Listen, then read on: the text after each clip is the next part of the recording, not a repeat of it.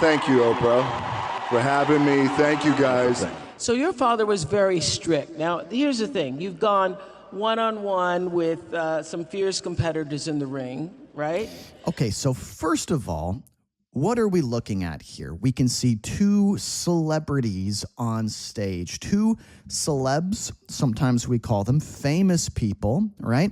We have Dwayne Johnson, this guy here, this bald guy. How could we describe him? Bald, big, muscular, right? He was a wrestler, but has since become more of a movie star, right? Now, Dwayne, or I'm just going to call him The Rock, okay? He's sitting down with Oprah, super famous for a lot of different things, including her show. So Oprah is sitting down with him, and immediately she says, you have faced a lot of fierce competitors in the ring when he's wrestling, right? Fierce competitors, or maybe tough opponents could be another way to say that. He has had some tough matches, right? But now you're in one of the scariest situations any man can be in, raising 3 daughters. So she's saying you have, gone up against, or maybe we could say battled a lot of tough opponents in the ring, over the course of your career, over time, right? But maybe the hardest thing you've done is raising 3 daughters, right? Kind of making a joke here. Yes. Yeah. Yes. Extremely scary. And are you a strict dad?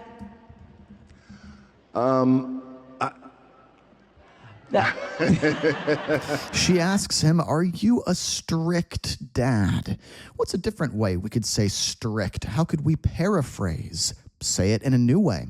Maybe a strict parent sets a lot of rules for their kid to follow. You need to be home by 8 o'clock. You need to spend 2 hours every night doing homework. You need to do this. You need to do that. That would be a parent with a lot of strict rules. So she asks him, right? What about you? Are you a strict father? Are there a lot of rules at your household? Household, right? Household at your house, basically. And what's his reaction? He freezes up a little bit, right? He is speechless. He doesn't know what to say, right? Let's see what his response is. I'm not super strict, but discipline is important. Discipline. But also, I'll go back to my dad. My dad loved me with the small capacity in which he was capable of. Mm-hmm. So I learned from that. And so with my daughters, I want to be as full and as present with the love that I give them. Present, so, yes. Yes. That's what we've been talking about. Okay, so he's saying here, he tries to be a good dad. He tries to love his daughters as much as he can. He thinks discipline is really important. What's discipline? Self-control, not getting yourself into some bad habits. Maybe you wake up early at the same time every day. That means you're very disciplined, right? You have a lot of self-control. He also said his dad loved him as much as he could with the small capacity that he was able to, okay? A capacity is kind of like a space, or maybe we could think of it as like an ability. So, or maybe room, okay? So he's saying that his dad did not have that much capacity for showing love. It was hard for him to say, I love you, maybe to hug his son, to kiss his son, whatever, right? It was hard for him to show love. So this is a good expression, a small capacity for showing love. Does that make sense? What do you want to make sure that they get that you didn't get? And it's so interesting when you have children. I've seen this from a lot of people who you didn't get what you needed. You just didn't get what you needed because of what The Rock just said, your parents didn't have the capacity to give it to you. And now that you're older, you have to learn to give that to yourself and to be able to give that to your children in a way that you don't carry on what was done to you. So what is Okay, this is a really great question from Oprah, actually. She's saying, what do you want to make sure your daughters have that maybe you didn't have when you were their age? She's talking about perpetuating cycles. To perpetuate a cycle is kind of to keep a pattern of behavior going. A cycle is like a circle that goes around and around and around, right? So, for example, if your parents are abusive to you, maybe they hit you, they say mean things to you, they're bad parents, right? They're abusive. Maybe when you grow up, you will do the same thing to your kids. They will do the same thing to their kids. That would be a cycle of abuse, right? So she's talking about breaking the cycle, right? you want your daughters to know about the way you love them? I want my daughters to know that I love them unconditionally. Great word. I'm not going to stop this often, I promise. I'm not going to keep pausing this much, but there's some great language here. Unconditionally. He says, I want my daughters to know that I love them unconditionally. Great word here. That means no matter what, right? Unconditional love is no matter what happens, no matter what you do, no matter where life takes us, it doesn't matter what the different conditions are, I will still love you. So that's unconditional love, right? Truly unconditionally, without condition. And I have a daughter who's 18 years old. Her name is Simone. Jasmine, who just turned 4. Tiana. Baby Tiana, thank you, who is getting ready to turn 2. And I am, as I told my 18-year-old daughter, Simone, I said, I love you. I'm going to tell you I love you every day. I'm going to text you I love you. So you're one of those say the words out loud. Yes, because I didn't get that. And Yeah. I will look at you, I love you, and I'm going to text you. But I also told her, I'm unattached. You don't even have to text me back, right? You could text me back, it's fine, but you don't have to. Like, it's okay. It's without condition. It's unconditional love. And I also want to teach my daughters the value of hard work. More importantly, I want to teach my daughters the value of being kind and how important that is. Okay, so how can we summarize what's going on so far, right? Maybe pause the video, try it yourself first. I would say, Oprah is asking The Rock a question, right? What kind of values do you want to instill or give your daughters? He has 3 daughters, and values are like, what do you care about, right? So she's saying, what do you want to teach your daughters? What kind of values do you want to instill in them, right? And he's got a really good answer here. He's talking about the different values he cares about, and he is talking about his unconditional love. Maybe we could also say unwavering love. It will never go away.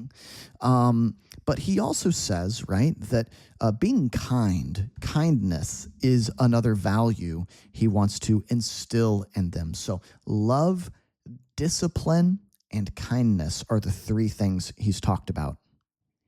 Well, I read that your father, you used to watch him in training, and he would say, if I'm going to get up at 6 a.m., you're going to get up at 6 a.m. So what do you think you got the most from him? Was it your work ethic? What was it? Work ethic. Do we know what that is? Work ethic. She's saying, what did you really get most from your dad? What did you learn from him that really stuck with you or stayed with you? You never forgot it. Right?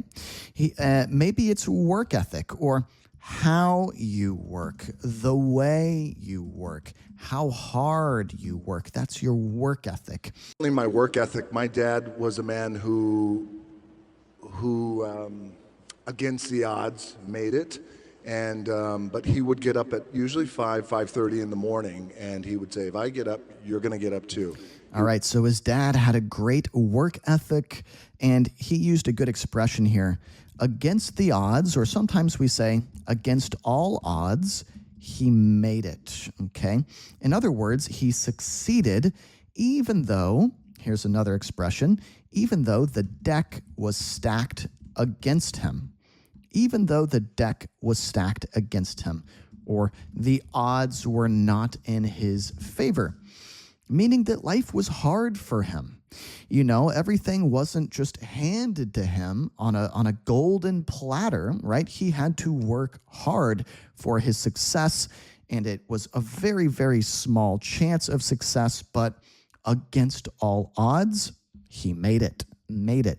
He succeeded, right? Drag me to the gym. And by the way, I'm 5 years old, and he would drag me to the gym. Yes. And I wouldn't work out, but he would just make sure that I was there and be with him. And that was our time that we could spend together. And, but I would say my work ethic from my dad always said too, that regardless of what you do in life and where you go, respect is going to be given when it's earned, and you have to go out and earn it every single day. Okay. His dad also said respect will be given when it's earned. Okay, interesting. His dad sounds like what kind of a guy? How would you describe his dad?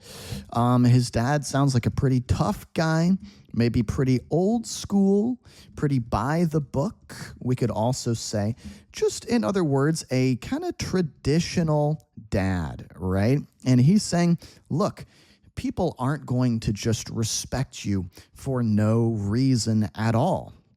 They're not going to respect you and give you respect just because, right?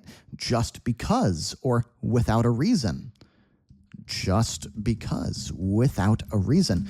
They're going to give you respect if you have earned it. So it's important to get out there and go earn it, right? Okay, I agree with that. I think that's a good lesson. Yeah. So your dad taught you a lot. I wonder, what have your daughters taught you? My daughters taught me how to be, I think, more caring and more sensitive and more selfless. Yeah. Were you there for all of them when they were born?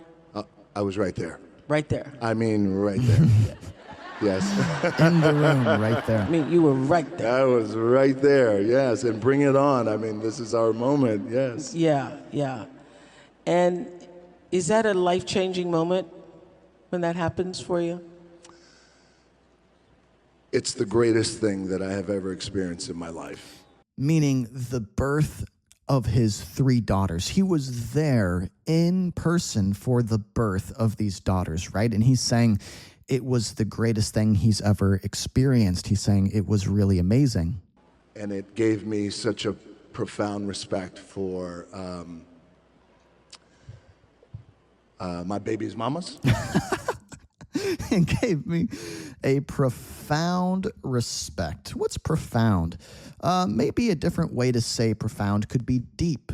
So he gained or got, okay, a deep respect or a great respect for the baby's mamas, right? For the mothers of his daughters. I don't know if there's one mom or multiple moms.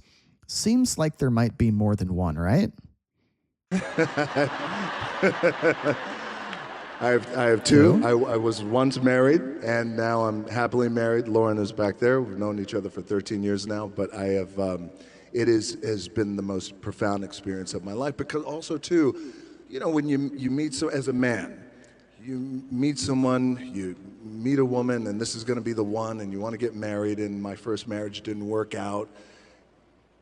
But then the birth of a child and what that does, and the lens perspective that just shifts, and it just gives me a new profound respect for, again, their moms as. So it didn't work out. Okay, so he's talking about how his perspective has shifted, okay? Perspective is like your view or your outlook or the way you see things. Shifted is changed, right? So the way he sees things has changed. Being there for the birth of these children has changed his outlook on life, right? And he's gained more respect for women and for mothers, right? The marriage, but then she became your business partner, your first marriage. She did, yes, Yeah. yes. And you still are. We still are. So my ex-wife, Danny, the marriage didn't work out, and it was just one of those things where it wasn't an ugly divorce. It was just marriage wasn't in our cards. It wasn't an ugly divorce, so it wasn't difficult. They weren't screaming, fighting, crying, shouting at each other. There was nothing like that. It wasn't an ugly divorce. Okay, it wasn't too difficult. He says it just wasn't in our cards. Marriage just wasn't in the cards for them, we could also say. You can imagine if life is a game, you know, you're dealt a hand of cards, right? And you're looking through the cards. Maybe the card with that marriage isn't there, right? So it's not in the cards. Okay. We're great friends. Marriage wasn't in our cards, but we both had an appetite for business and to accomplish things. And we thought, well, what if we continued to do business together? And do you think we can? And it felt like it was like we could make something happen, and we did. I know you didn't grow up with a lot of money, and I read the story about when I think you were around 15 and there was an eviction notice on the door, and how that made a big impression on you, right? Okay, yeah, maybe his circumstances growing up were not the best, right? Like, what was his life like? What were the conditions of his upbringing? The way he was brought up. Did he have an easy childhood? Sounds like no. He had some difficult circumstances. There were some difficult circumstances growing up for him, right? And she's talking about he came home when he was 15 years old and saw an eviction notice on the door. What is that?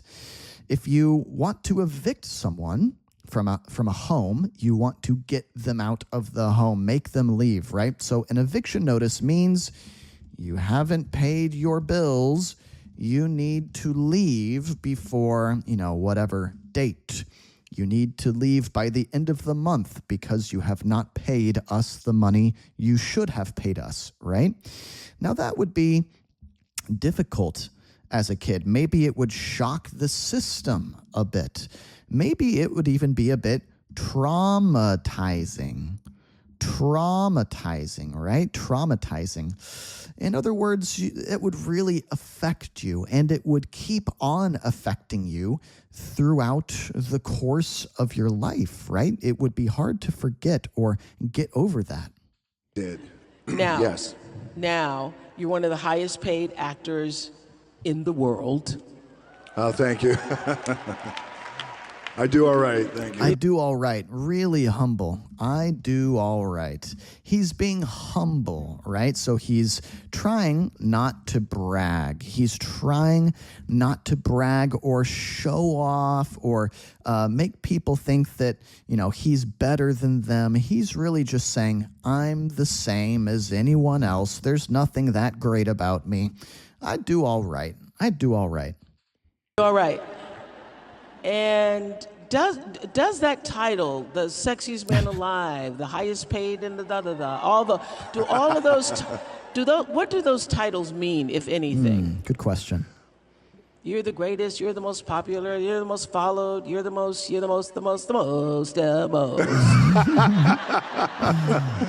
It's great for the ego. It's wonderful. Kidding. He's kind of joking here. He says it's great for the ego. What's an ego?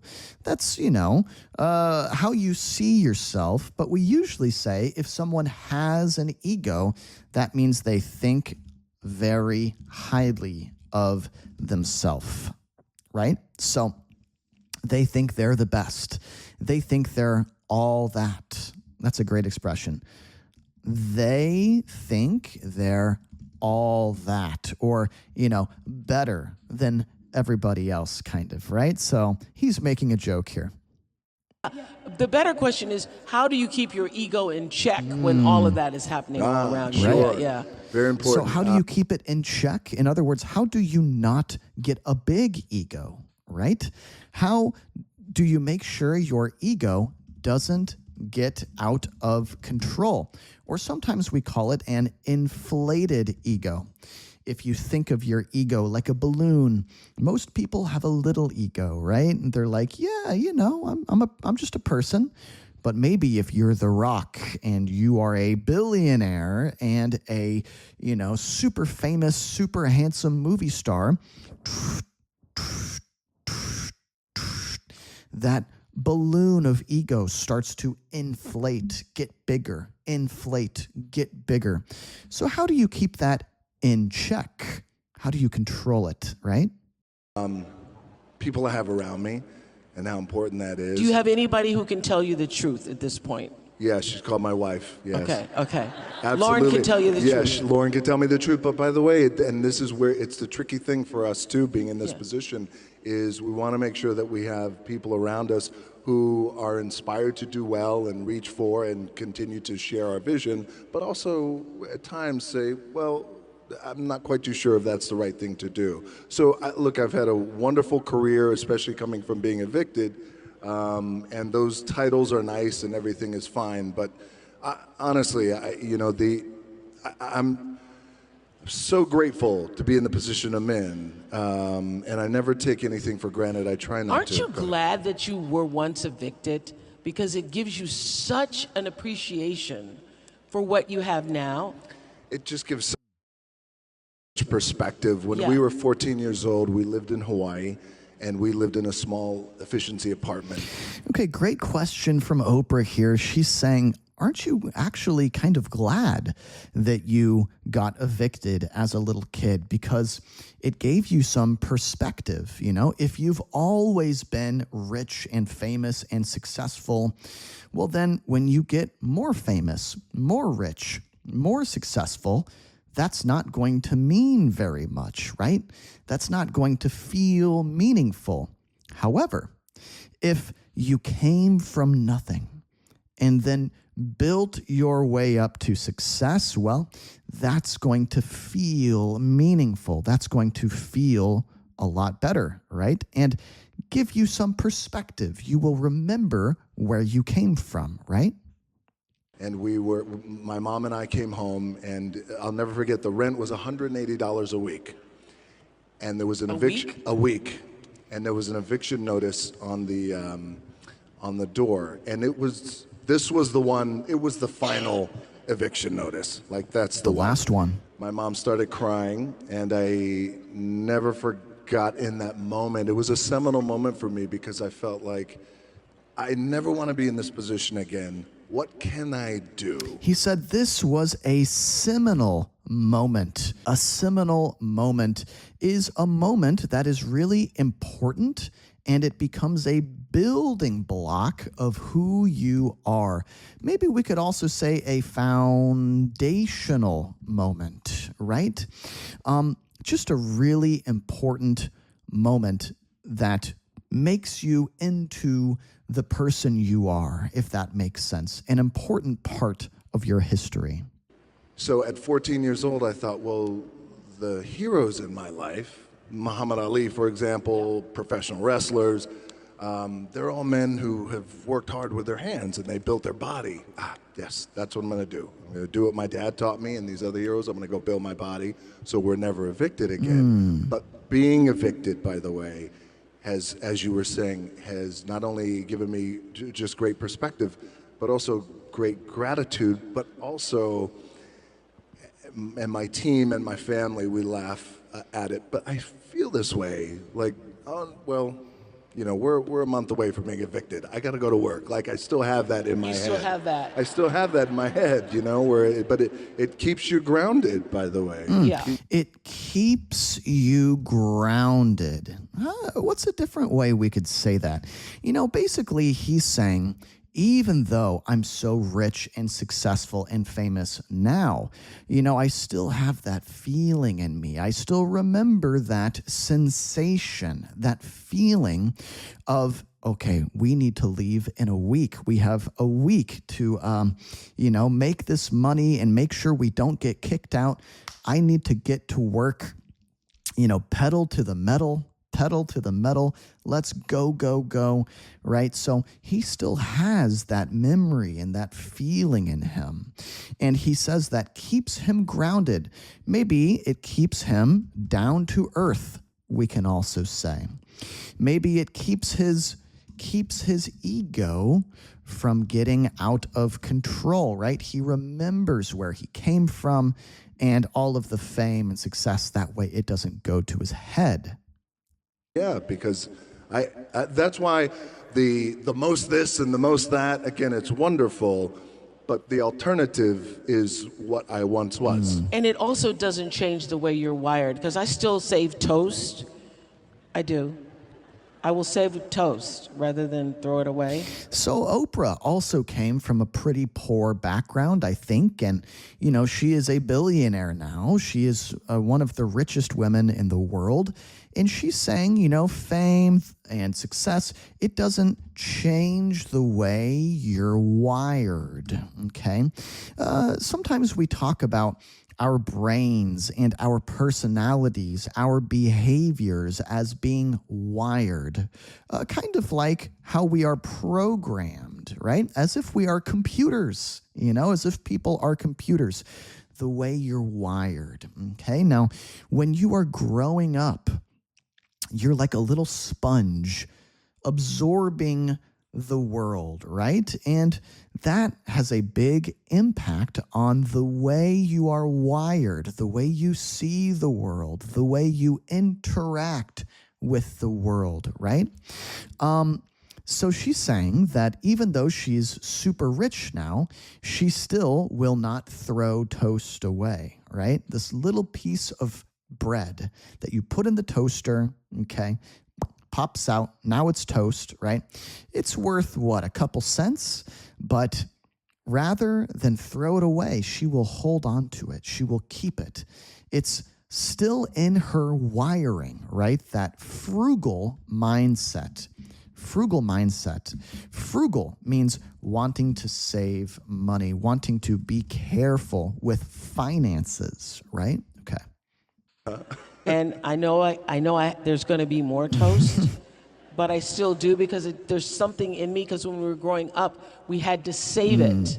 You know, you weren't allowed to like throw food away. So there was a really big deal. So here's the deal. You have now you get the biggest paychecks. You have all this money, acclaim, fame. You didn't have that growing up. How do you raise children who have good sense and are also kind when they have everything? Because part of what made you who you are is having had that eviction notice and having not had everything. So how do you do that how are you planning to do that with your children? Really great question. She's like, you are the way you are because of that eviction notice and because of those difficult circumstances that you faced, that you had to deal with when you were growing up. Now, look at your daughters. Their dad is a billionaire. They don't have a care in the world. Here's a good expression, not a worry in the world, right? There's nothing to worry about. So, you know, if that's the case, if that's the situation, how do you make sure that they stay grounded? How do you make sure that they are kind people and that they don't have big egos, right? Good question. So, for example, with our 18-year-old daughter, it was really important that we share those stories, about being evicted. Her mom's parents were were immigrants who came over from Cuba. It's important that we've always shared those stories. And also, we try and keep it as simple as we possibly can.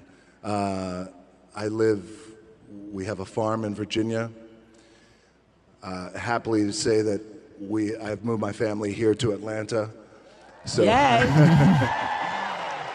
The locals like that. Place 30, 45 minutes away where it's very quiet, but also just making sure that we continue to instill in the babies and the kids the value of $1 and what it means and the value of food, and always saying how grateful we are and the things that we're grateful for, especially at that young age. So I want to know, how is success different from the way you imagined it would be? When you are young, you imagine success. What do you see, right? Now he has success. What's the difference, right, between the success that he has now and the way he imagined it? Are they the same? Are they completely different? He says what? I never imagined this. I at one time when I was a kid, I did feel in my heart and in my gut that I thought, oh, I think the world's going to hear from me. I don't know how, but I do feel that way. But I never thought in my mind it was this level of success or fame even. It was, I don't know how, but the world's going to hear from me. So, which is maybe why, I at times I could walk around and I could look at things like I'm a big kid, like everything can, at times, can be like I'm in Willy Wonka's chocolate factory. I'm just really in awe of everything that's really happening around me. Yeah, so he's saying never in his wildest dreams did he ever imagine he could be, in the position he's in now. He still feels like a big kid, right? He talks about like he's in Willy Wonka's chocolate factory, like Charlie and the Chocolate Factory, right? So, okay. What's the first thing you splurged on Good when word. you realized you had enough to splurge? What's the first thing you splurged on? Okay.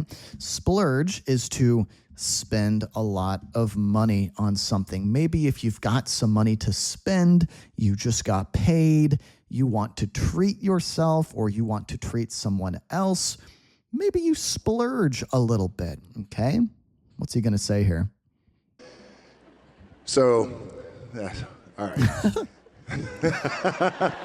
The first thing I splurged on. So when I was a kid, 13, 14 years old, in my mind, what it meant to be successful, it was a Rolex watch. Right. So there was such a valuable lesson out of this. So I thought for years, oh wait, every successful man has a Rolex watch and has diamonds in it. So when I finally was making a little bit of money, and this was in 1999, and I thought, okay, and this, by the way, I was still living in an apartment, paying monthly rent, but again... Oh, you renting and buying a Rolex? I was just renting horrible financial definitely decisions. own if you're buying a Rolex, okay? Yes. Yeah. This is what not to do. So I thought, this is it. I'm going to splurge, and I went and I got myself a Rolex, and I wore it. At that time, I was wrestling. I wore it in the ring, not for a match, but I was doing an interview in the ring. And I wore it in the ring, and a melee broke out, which always happens in the... Okay, so when it was, what year was it? 1999, he had a modicum of success. Means he had just gotten a taste of success, or a little bit of success. He wasn't wildly successful or anything, right? But, he had gotten a little bit of money, and he decided to splurge for the first time, and in his mind, right? Like his vision, his idea, his concept of success was a Rolex watch, a really fancy diamond watch, right? Okay, so he went and bought this watch, and then now he's getting interviewed in the ring where you fight other people, where you wrestle the other wrestlers, right? and he says, a melee broke out. Melee broke out, okay? A melee is like a big fight involving lots of people. You know, if 2 people are fighting, that's not a melee. Maybe like 4 people, 5 people, that becomes a melee. It broke out. So in other words, it started. Okay, so this big fight started. Wild world of professional wrestling. One of the wrestlers fell on the Rolex when it came off. It broke. Live TV, and you see me, oh my gosh. My Rolex. And I'm supposed to be in the moment and wrestling these other guys. Oh no, my Rolex. Like you could see the tail. I'm trying to get my Rolex and somebody's like kicking me and they're trying to get it. So I finally get my Rolex back. I go backstage and I look at it. I'm heartbroken now. This is my thing. So his Rolex got damaged, it got broken, you know, he is getting kicked, he's getting punched in the middle of this melee, but he doesn't care. He's just focused on his watch. He takes it backstage and he says that he is heartbroken. He is really upset about this. What are some other ways we could paraphrase heartbroken? You know, he's all torn up. That's a great native expression. He's all torn up about this, or we could say over this. All torn up over it. And I go home that night, and I remember immediately thinking, this is a sign. And I believe in signs. Yes, it's a sign. Yeah. And I will like a message from the universe, right? A sign. Okay. Do you guys believe in signs? I'm not quite sure I do. And I don't need it, and it wasn't right for me at that time, and I never got anything like that again. Okay, so he's saying like he took this as a sign from the universe. Hey, maybe don't waste your money on these trivial things. Trivial, not important, right? Like, do you really need a diamond watch? Maybe it's not the most important thing in the world, right? All right, guys, we are going to stop today's video there. Take a look at all of the notes we took here, some really fantastic language in this video. Guys, if you're not a channel member, go ahead and become a member. Click the join button. It's only $1. It supports me as your YouTube English teacher. And guess what? You will also get a big, detailed review PDF for this video. And for all of my other videos, you can use them to make sure you do not forget what you learned. That's so, so important. Now, fear is going to be a player in your life, but you get to decide how much. You can spend your whole life imagining ghosts, worrying about the pathway to the future, but all there will ever be is what's happening here, and the decisions we make in this moment, which are based in either love or fear. So many of us choose our path out of fear disguised as practicality. Fantastic. So, first of all, who are we listening to here? Maybe you are familiar with this man. Maybe you're not so familiar. As an American, I'm very familiar. A lot of Americans grew up watching his movies, even though he's Canadian. His name is Jim Carrey, a very, very famous comedian, someone who is funny, right? A comedian and actor. He's been in so many movies. Some of them are quite funny. Others are quite serious, okay? He has a wide range as an actor. In other words, he can wear many hats. That's a great expression in English. If you can wear many hats, you are versatile. Versatile. You can do a lot of different stuff, right? So he can be funny. He can also be quite serious. Now, he is giving a graduation speech, okay, in this talk. He just said something really profound, really meaningful. Let's go back and listen to that one more time. So many of us choose our path out of fear disguised as practicality. So many of us choose our path as fear disguised as practicality. What's he basically saying here? Guys, in this video, we're going to be doing a lot of paraphrasing, a lot of putting things into our own words, okay? So he's talking about practicality, okay? Being practical, okay? Doing things that make sense.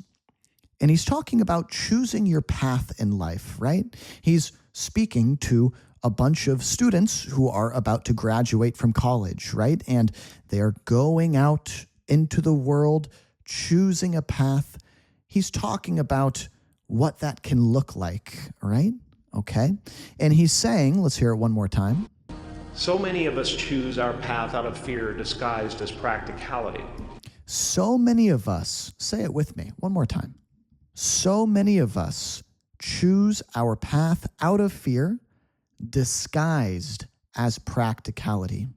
Meaning, what does that mean? We do something because it seems like it makes sense. Maybe it seems safe, seems like a safe bet. Sometimes we say in English, seems like a safe move. But actually, we're doing it because we're scared. It's fear, right? It comes from a place of fear. The decision comes from a place of fear. And the fear is disguised, meaning pretending to be something else. Interesting. So maybe we do something because it seems like a safe move, like, okay, this will be stable, this will be reliable, this will be secure, this will be okay, right? And we tell ourselves it's because it's safe, but actually what we really are is scared. Scared of what? Maybe scared of taking a risk. Let's keep listening. What we really want seems impossibly out of reach and ridiculous to expect, so we never dare to ask the universe for it. I'm saying I'm the proof that you can ask the universe for it. My father could have been... Okay, before we jump into this next story of his, let's talk about this a little bit.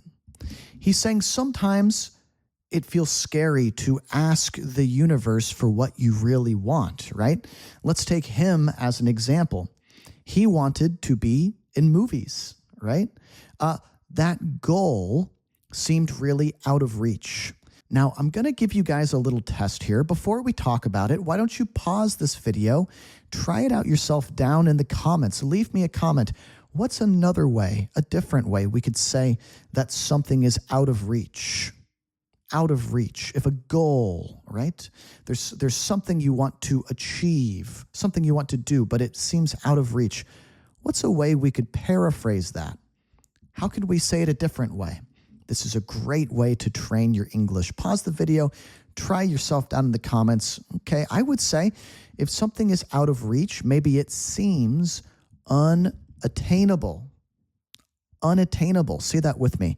Seems unattainable. If you can attain something, you can get it, right? So if something seems unattainable, it feels like you can't get it. It's out of reach. Maybe we could even say something seems beyond your capabilities. Beyond your capabilities.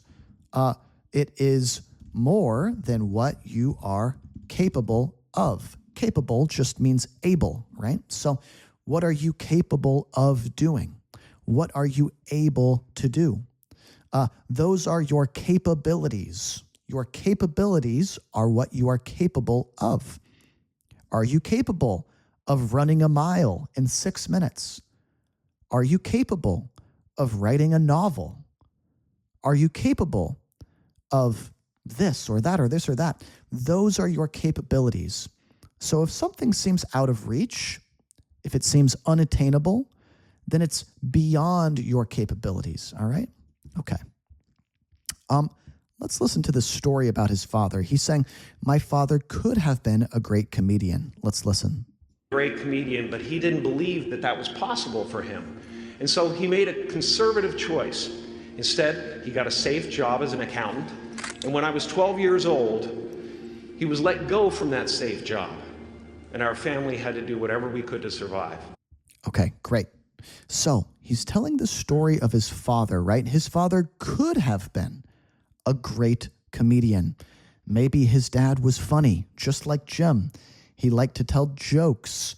He liked to be silly. He liked to goof around, be silly, have fun. What's another way we could say that? Maybe not take yourself so seriously, okay?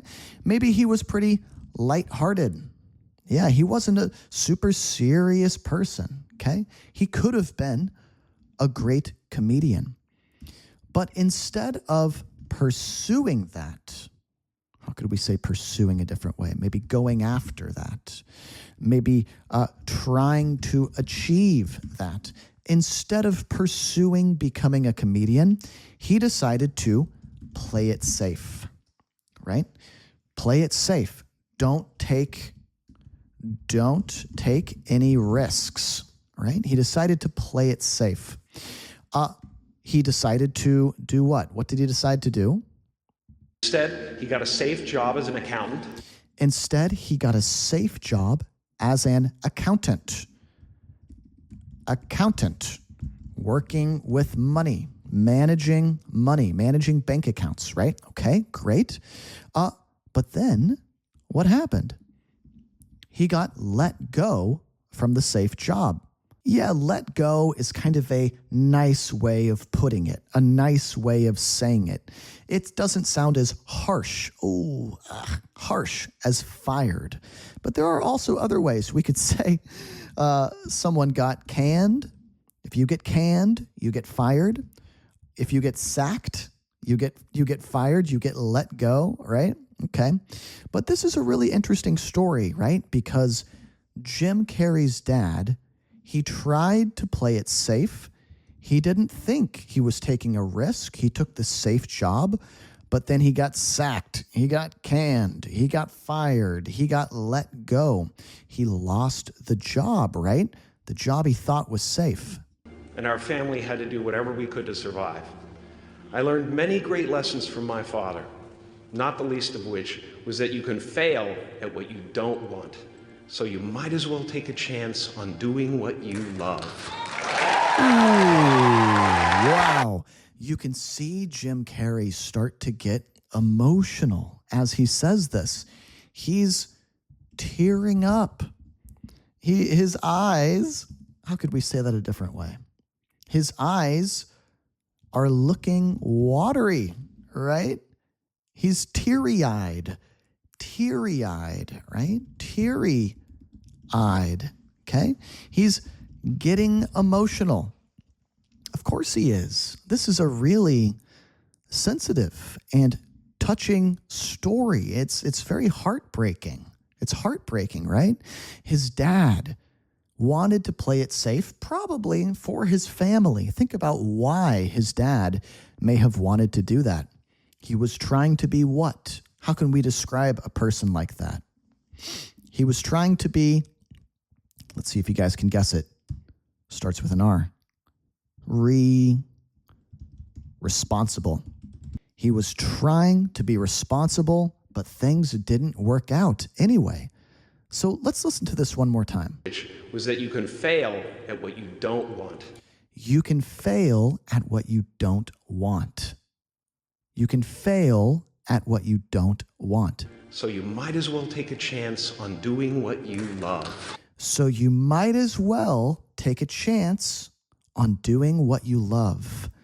Take a chance on something, meaning take a risk doing something, right? Man, this is a really powerful message. Let's say it one more time. You can fail at what you don't want. So you might as well take a chance on doing what you love. I mean, that's so deep, right? You could try to do what you love, and yes, maybe you will fail, but don't forget, you could also fail doing something you hate, right? So you may as well, or might as well, same thing, right?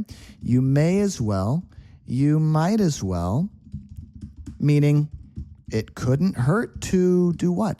It couldn't hurt to do what you love or try to do what you love, right? Yeah, love that. It's not the only thing he taught me, though. You know, I watched the effect of my father's love and humor and how it altered the world around me. His love and humor, how it altered the world around me. Great word here. Altered just means changed the world around me. Maybe how it affected the world around me, right? And I thought, that's something to do. That's something worth my time. It wasn't long before I started acting up. You know, people would come over to the house and they'd be greeted by a 7-year-old throwing himself down a large flight of stairs. Okay. So what's he talking about? When he was a little kid, he was an entertainer from a very young age, right? Maybe his parents would have their friends over. They would have visitors at the house. They would have guests over at the house. Okay, people coming to the house to sit, to chat, to say hello, to have dinner, whatever. And he was already an entertainer. He would throw himself down a large flight of stairs. He would go to the top of the stairs, throw himself down the stairs just to, I guess, make them laugh, to shock them, to get what? To get a reaction out of them, to get a reaction from them, right? They would say, "What happened?" And I would say, "I don't know. Let's check the replay." I'd go back to the top of the stairs and come back down in slow motion.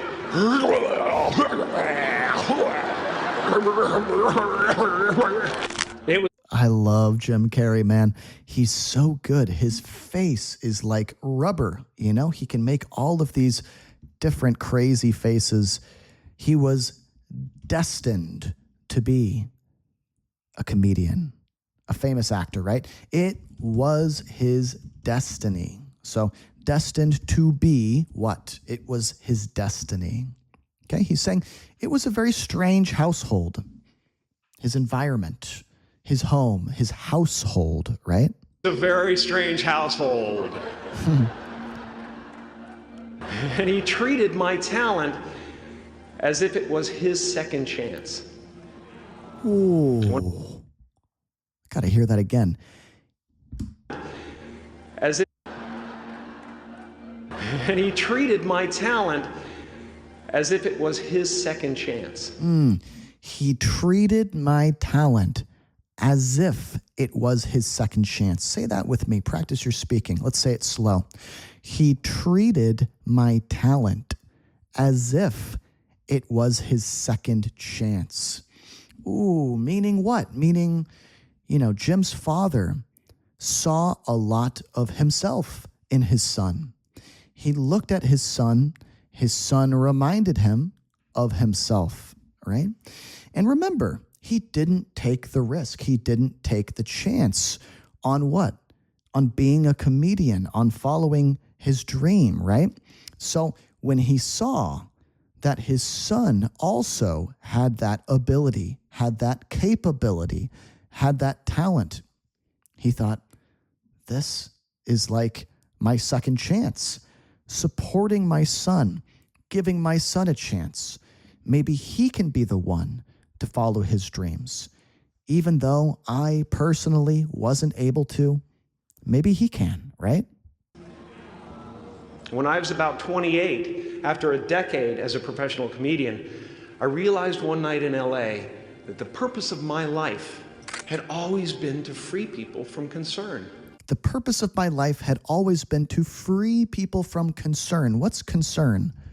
Pause the video, let me know down in the comments. How would you say this in your own words? Concern. To free people from concern. In other words, to make their concern go away. To free them from worry. To free them from what? Stress. To free them from anxiety. Okay, to make those things go away, right? Just like my dad. And when I realized this, I dubbed my new devotion the Church of Freedom from Concern. So this was his new devotion, a devotion, something he has committed himself to or devoted himself to or given himself to, right? This is like a mission of his. It's almost like a religion. Look at what he named it, the Church of Freedom from Concern, okay? So this is going to be his mission, delivering people from their concern or taking away their worry, their stress, their anxiety, their concern, their bad feelings, right? The Church of FFC. The Church of FFC. And I dedicated myself to that ministry. What's yours? How will you serve the world? What do they need that your talent can provide? That's all you have to figure out. As someone who's done what you're about to go and do, I can tell you from experience, the effect you have on others is the most valuable currency there is. Great quote. Let's say it together. The effect you have on others is the most valuable currency there is. Okay? In other words, that's the most important thing there is.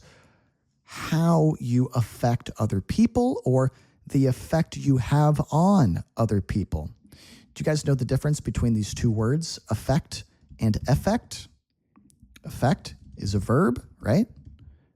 Effect is a noun, okay? So you can have an effect, this one, on someone, or you can affect someone, right? Because everything you gain in life will rot and fall apart, and all that will be left of you is what was in your heart. Ooh, let's say that. Everything you gain in life will rot and fall apart. The only thing that will be left of you is what was in your heart. Yeah, basically what he's saying here is, material possessions, okay, stuff, basically what you own, okay, that will fade. It will slowly go away. It will fade. What's another way to say that?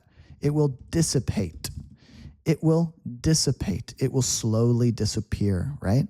My choosing to free people from concern got me to the top of a mountain. Look where I am. Look what I get to do. Everywhere I go. I'm going to get emotional because when I tap into this, it really is extraordinary to me. He says, when I tap into this, if you tap into something, you're kind of like touching on something, right? You're connecting with maybe an emotion. So here he's tapping into a feeling. He's connecting with a feeling, touching on a feeling, right?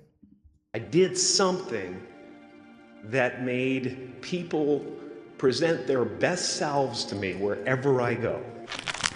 I am at the top of the mountain, and I was, and the only one I hadn't freed was myself. Ooh, okay, interesting. This is where the talk gets interesting. He's saying, look, my abilities, my talents, they brought me to the top of a mountain. He's talking about his career, his work. He's been in a ton of movies. He has, on the outside, it looks like he has it all, right? If someone, here's a great expression, has it all, that means they have everything you could dream of having, right?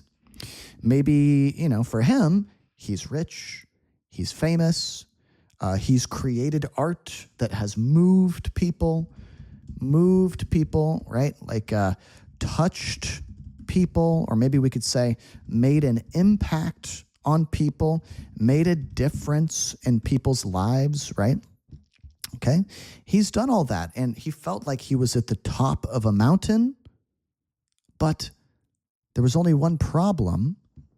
Let's hear that again. What was it? And the only one I hadn't freed was myself. The only one I hadn't freed was myself. So he still feels like he isn't free from something, like he's trapped, like he's a prisoner, right? Okay. And that's when my search for identity deepened. I wondered who I'd be without my fame. Who would I be if I said things that people didn't want to hear? But you guys are so ahead of the game. You already know who you are. And that peace that we're after lies somewhere beyond personality, beyond the perception of others, beyond invention and disguise, even beyond effort itself.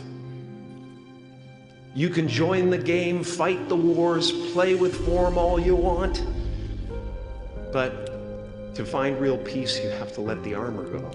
Your need for acceptance can make you invisible in this world. What's he talking about? I mean, this is pretty difficult to understand. This is pretty abstract, right? Maybe a little difficult to understand, a little different than what is normal. That's abstract, right? Okay. Basically, he's saying, if we can put this in our own words, you need to be yourself, right? He's saying, let the armor down. He spent his whole life trying to please other people. And he's saying, you know, that was an amazing thing, but I felt trapped trying to please other people, make other people happy all the time, right? Don't let anything stand in the way of the light that shines through this form. Risk being seen in all of your glory. Okay. Risk being seen in all of your glory. In other words, don't be scared to be vulnerable. He's saying, you know, it's great making other people happy, but sometimes he felt like he wasn't able to say things that people didn't want to hear. He wasn't able to challenge people. Maybe he wasn't able to say things that would make them not like him, right? Maybe he really felt one way, okay, but he felt like he couldn't say how he really felt because that would make them upset, make them angry, make them sad, whatever, okay? And he's a comedian. His job is to make them happy, right? So his message is, don't be scared to say what you really think, to be your true self, to be vulnerable. What does that mean, to be vulnerable? Let's see some synonyms here. I think exposed is a good word, okay? Exposed. Maybe defenseless, right? If you make yourself vulnerable, then maybe you're being real, being your real self. You're not putting on some disguise. You're not pretending to be something else, right? You are being vulnerable. Painting is one of the ways I free myself from concern, a way to stop the world through total mental, spiritual, and physical involvement. But even with that comes a feeling of divine dissatisfaction. Because ultimately, we're not the avatars we create. We're not the pictures on the film stock. We are the light that shines through. All else is just smoke and mirrors, distracting, but not truly compelling. Okay, pretty abstract. If you guys are having trouble understanding this, don't worry. I think a lot of native speakers would struggle to explain what he means here. But basically, this is about identity, right? Who you are. And he made a good example here. He's saying, you are not the person on the screen, you know, talking about the movies he was in. He looks at those different characters and he thinks, that's not me. That's not me. That's something he did to make other people happy. And he feels that that's not who he really is, right? I've often said that I wished people could realize all their dreams and wealth and fame, and so that they could see that it's not where you're going to find your sense of completion. Like many of you, I was concerned about going out into the world and doing something bigger than myself, until someone smarter than myself made me realize that there is nothing bigger than myself. My soul. Let's hear that one more time. I was concerned about going out into the world and doing something bigger than myself, until someone smarter than myself made me realize that there is nothing bigger than myself. How could we say that a different way? Maybe don't try to please the world. Just try to do something you're proud of. Maybe How about this? Be true to yourself. Be true to yourself. Maybe follow your heart. It sounds cheesy, but, listen to yourself. Trust yourself. Maybe listen to your inner voice, the voice inside of you, right? Are you going to look at a person like me and say, how could we ever hope to reach those kind of heights, Jim? He's so funny. How could we ever hope to reach those kind of heights, Jim? Basically meaning the people in the audience are looking at him thinking, I will never be as successful as you, as famous as you. You are an icon. What's an icon? Someone really significant, really important in culture. Okay, he's an icon. So they're thinking, I will never be as culturally important as you. How can you tell me to go chase my dreams? It's easy for you to say. Easy for you to say, you're an icon. What about me? I'm nobody. I just am about to graduate college, right? This is the voice Of the ego. and if you listen to it, there will always be someone who's doing better than you. There will always be someone who is doing better than you. No matter what you gain, ego will not let you rest. It will tell you that you cannot stop until you've left an indelible mark on the earth. Ooh, great word. Indelible. Okay.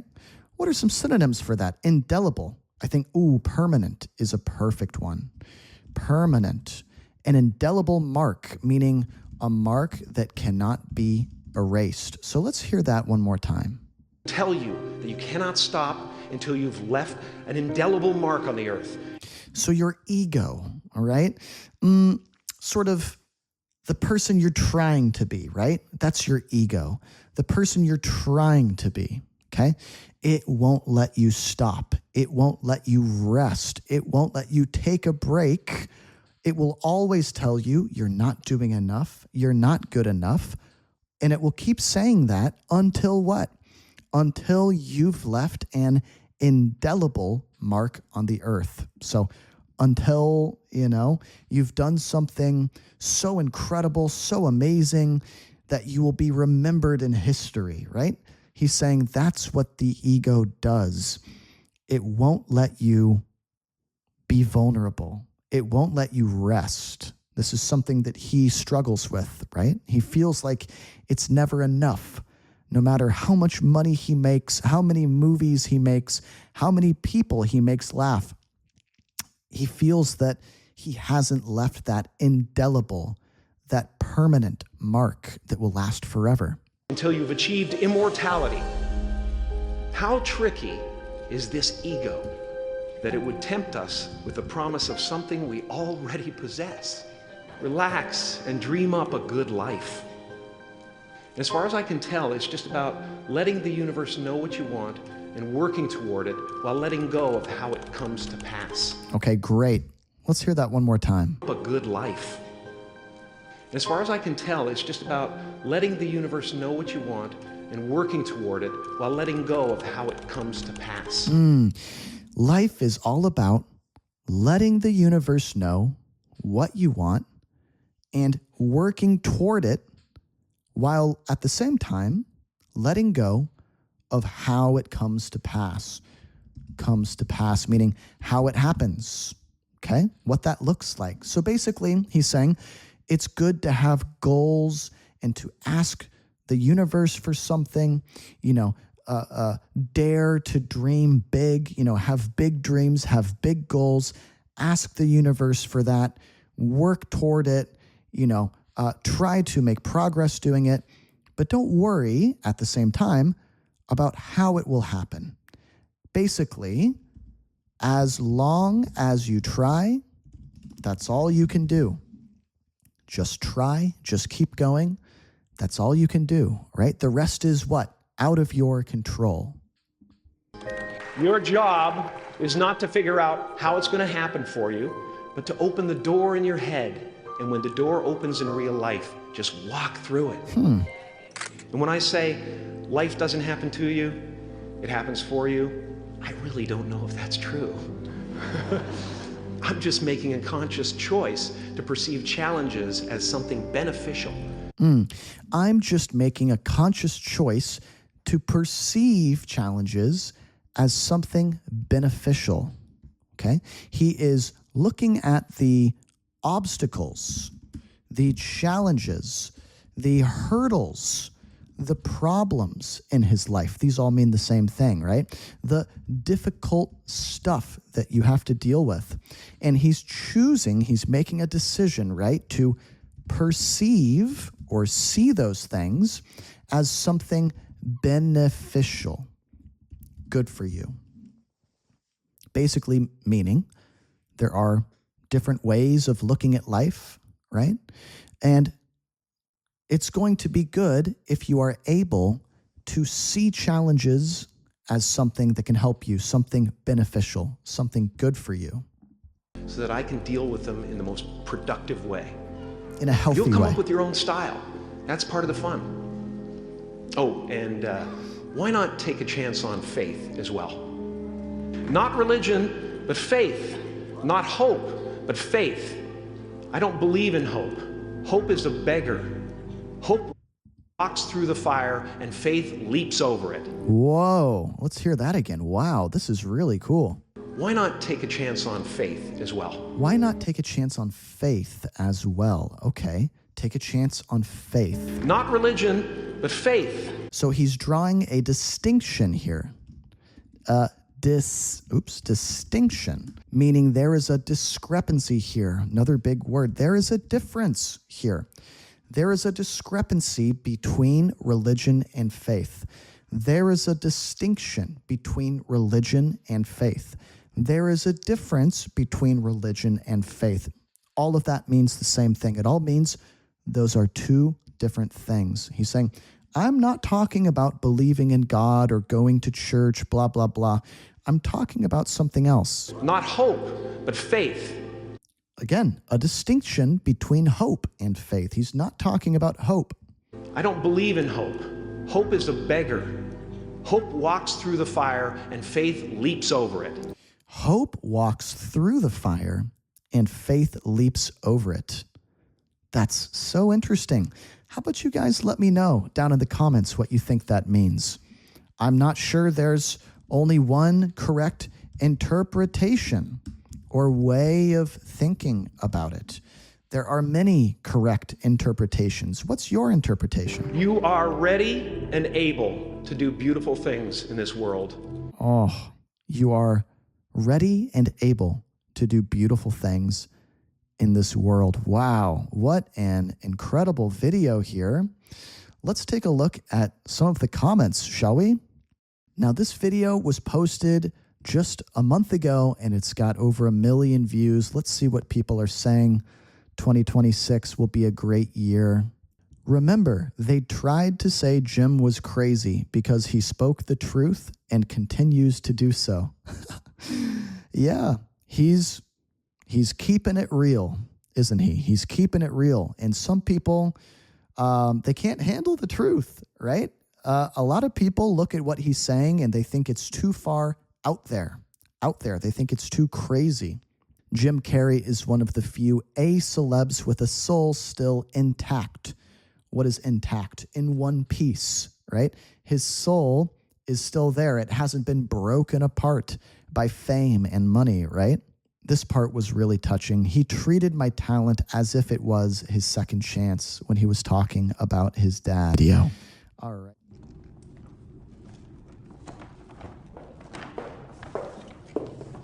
Oh, baby. I'm so excited. I think I know what it is. You know how badly I've wanted this bag. I want you to have everything you want in life, babe. All right, let's shadow him. Say with me, I want you to have everything you want in life, babe. One more time. I want you to have everything you want in life. Faster. I want you to have everything you want in life. What does that mean? How can we paraphrase that or say it in a different way?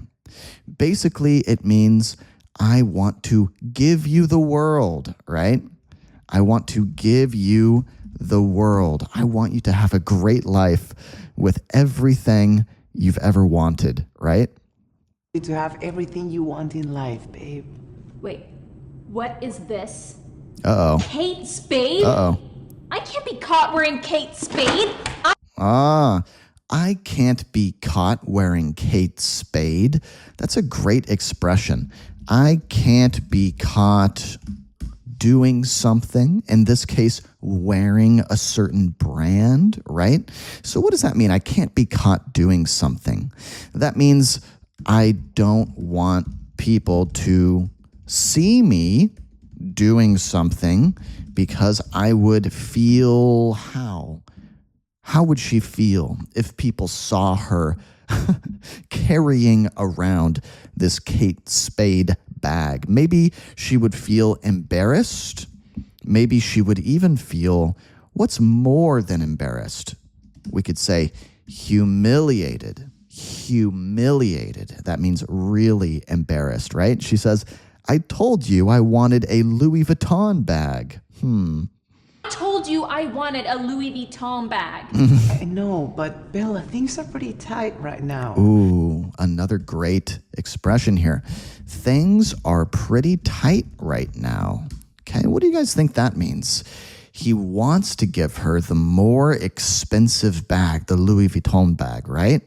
But he can only afford the Kate Spade bag, right? He says, I want to get you that, but things are a little tight right now, or things are pretty tight right now.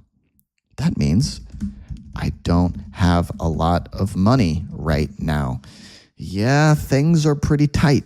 Say that with me. Yeah, things are pretty tight right now. Things are pretty tight right now. Things are a little tight right now means I have to be careful with my money, right? I have to be careful with my money right now.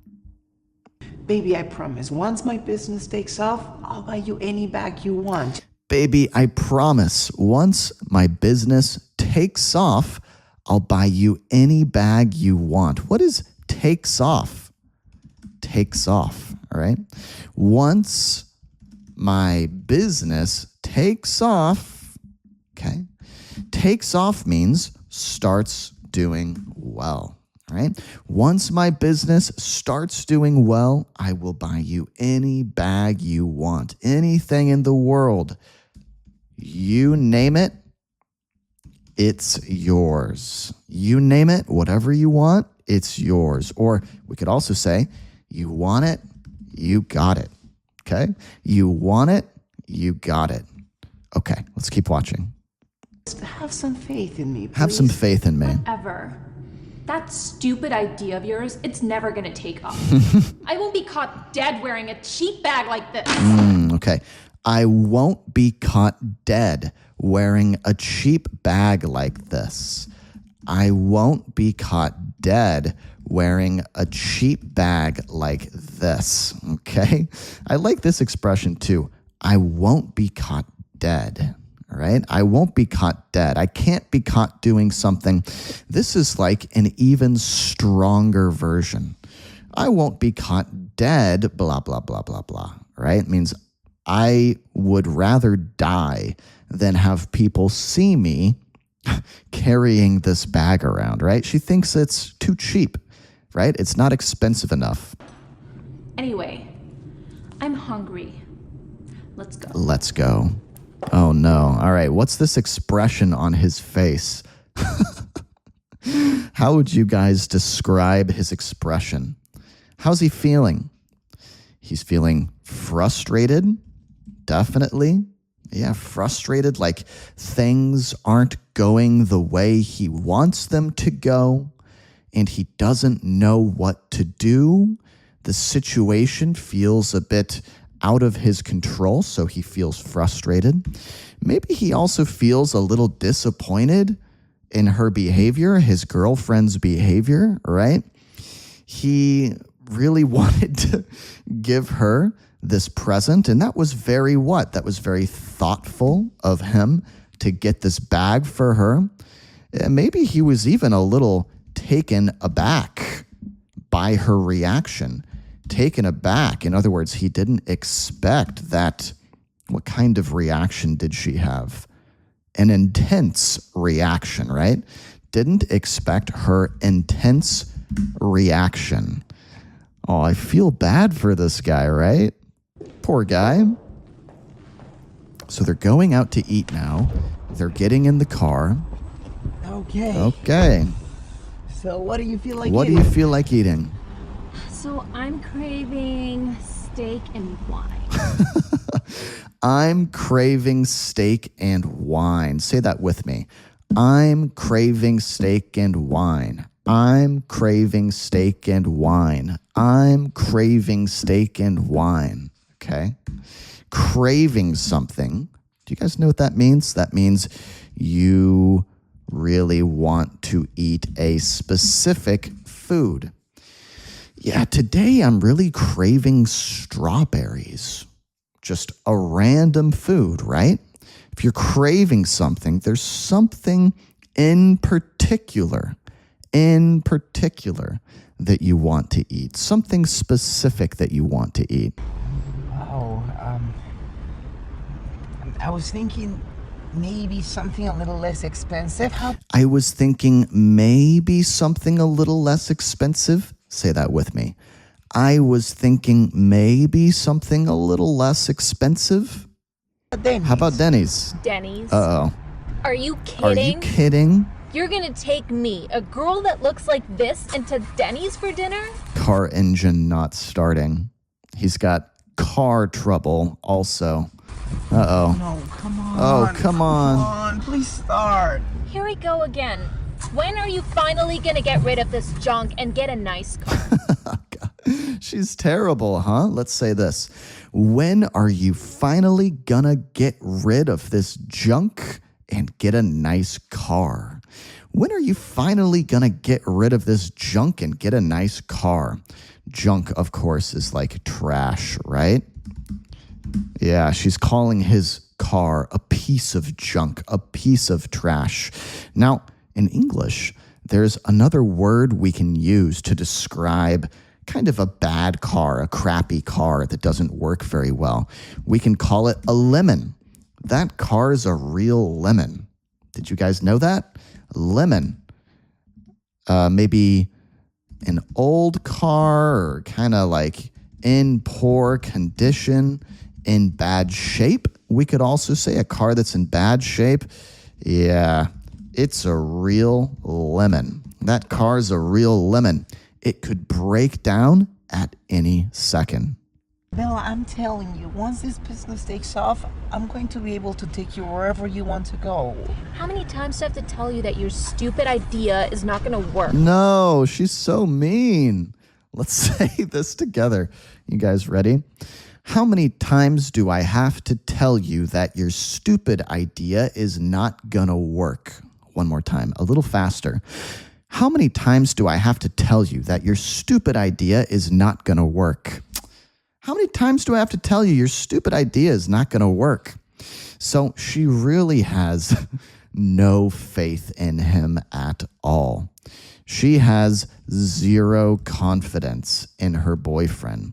She does not believe in him. She does not think his business is gonna take off or start succeeding, right? There we go. Got the car started. Please, just have some faith. Just have some faith. Stop acting like a loser. Ooh, stop I acting really like a hope loser. nobody sees me in this crappy car. So she's very concerned with her what? Very concerned with her image or how people see her.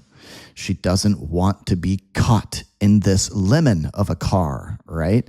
She doesn't want to be seen in this bad car, crappy car.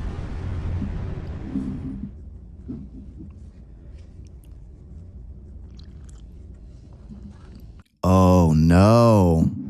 Oh no. Guys, what is he holding in his hands? He is holding an engagement ring. Ooh, he's going to ask his girlfriend to marry him. That seems like not the best idea. I'm not sure this relationship is gonna work out, right?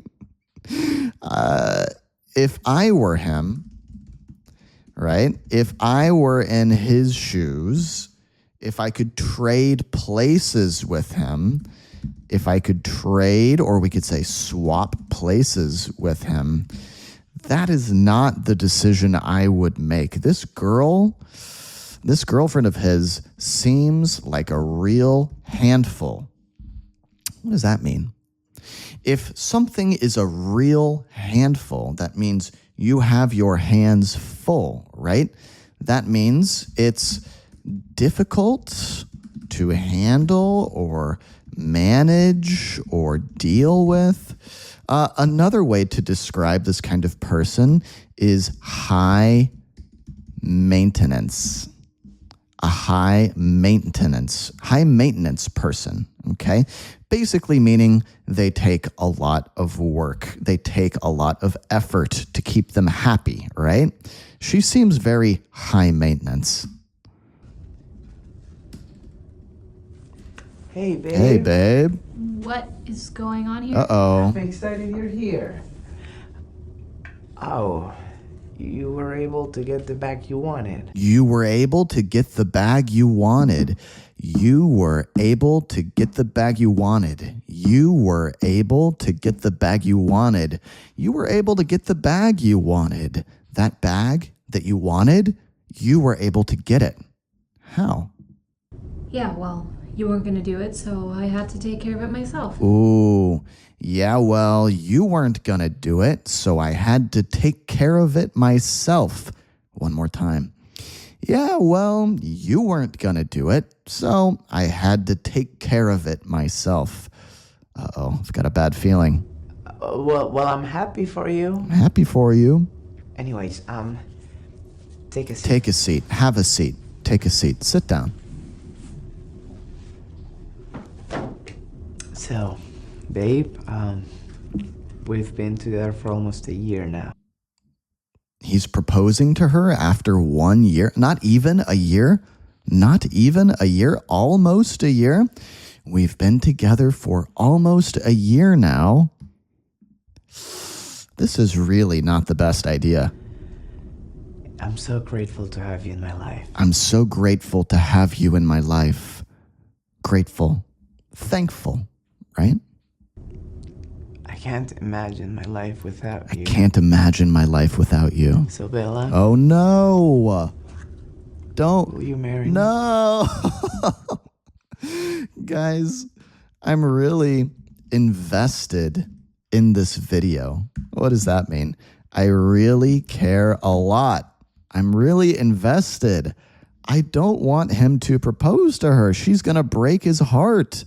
He's such a sweet guy, and she clearly is a gold digger. What's a gold digger? That's when you are with someone for their money, right? Not because you love them, not because you care about them, but because they are rich. Clearly, obviously, she is a gold digger, right? What is that? What is that? Are you kidding? Are you kidding? That doesn't even look like a 2-carat ring. It's so small. I know, and I want to give you the best of everything this world has to offer. I promise you, if you have some faith in me, once my business takes off, I will give you the stone of your dreams. Sometimes we call a diamond on a ring a stone, or if it's really big, we can say a rock. Wow, look at the rock on that ring, right? Look. Let's get one thing clear, okay? Ooh, let's get one thing clear, okay? Let's get one thing clear. Or sometimes people say, let's get one thing straight. That means we need to agree and be clear on this thing, whatever it is. I need you to understand something. Your business is never gonna take off. Hey. And no, I am not going to marry you, and I'm not gonna be caught wearing that tiny diamond on my finger. She's so mean. She's horrible. I hate this woman. This This is really making me laugh. I feel so bad for this guy. Obviously, you guys are a terrible match. You should not be together. Run. Run as fast as you can. You know what? Estefan was right. Who's Estefan? You're never gonna change. You're never gonna change. Estefan. Who's Estefan? Who's Estefan? The other guy I'm seeing. The other guy I'm seeing. Guys, she's dating someone else. You didn't seriously think I was gonna wait around until you get me the things that I really want. Who do you think? You didn't seriously think I was gonna wait around. Let's say that together. You didn't seriously think I was gonna wait around, did you? Right? You didn't seriously think. You didn't seriously think. Seriously just means really, right? You didn't really think. There's no way you thought that. Bag. I don't understand. Babe, please, have some faith. Have some faith. No. No. I am done. Ooh. I need a real man who can satisfy my needs. I need a real man who can satisfy my needs. Her needs have not been satisfied, right? She's not getting the bag she wants. She's not getting the car she wants. Her needs are unsatisfied. So she needs according to her, a real man. Good luck with your business. Good luck with your business. Which is never going to take off. Very cruel. All right, guys. Let's do a quick recap of the story so far. Let's try to paraphrase. What is paraphrase? Paraphrase is a great way to improve your English. Basically means use your own words to say something again in a new way. Say the same thing in a new way using your own words. So we have two characters in this story. We have a young man who is right now not in a good place financially, right? He is financially unstable, right? He's not making very much money. His finances, his money situation is not good, but he has a kind heart and he has a lot of determination, right? He has a lot of determination, or we could also say drive, okay, to make something big happen. He really wants his business to take off. So he's got big dreams, right? This guy, he's young. Maybe he doesn't have a lot of money, but he's got big dreams, okay? Now his girlfriend, what can we say about her? How can we describe the girlfriend? She's a gold digger, right? She's only with him for money. I think she's kind of cruel. She's kind of cruel to him, or we could say nasty or mean, or she's so terrible to him, so awful to him, right? And she's always putting him down, reminding him of what a loser he is, right? John was devastated and couldn't believe that Bella had left him. Guys, I see an issue. This is why learning proper English is so important. I see a problem with this sentence. Do you guys see it? John was devastated. They spelled devastated wrong. Devastated. Okay? It's not spelled with an I. What is devastated?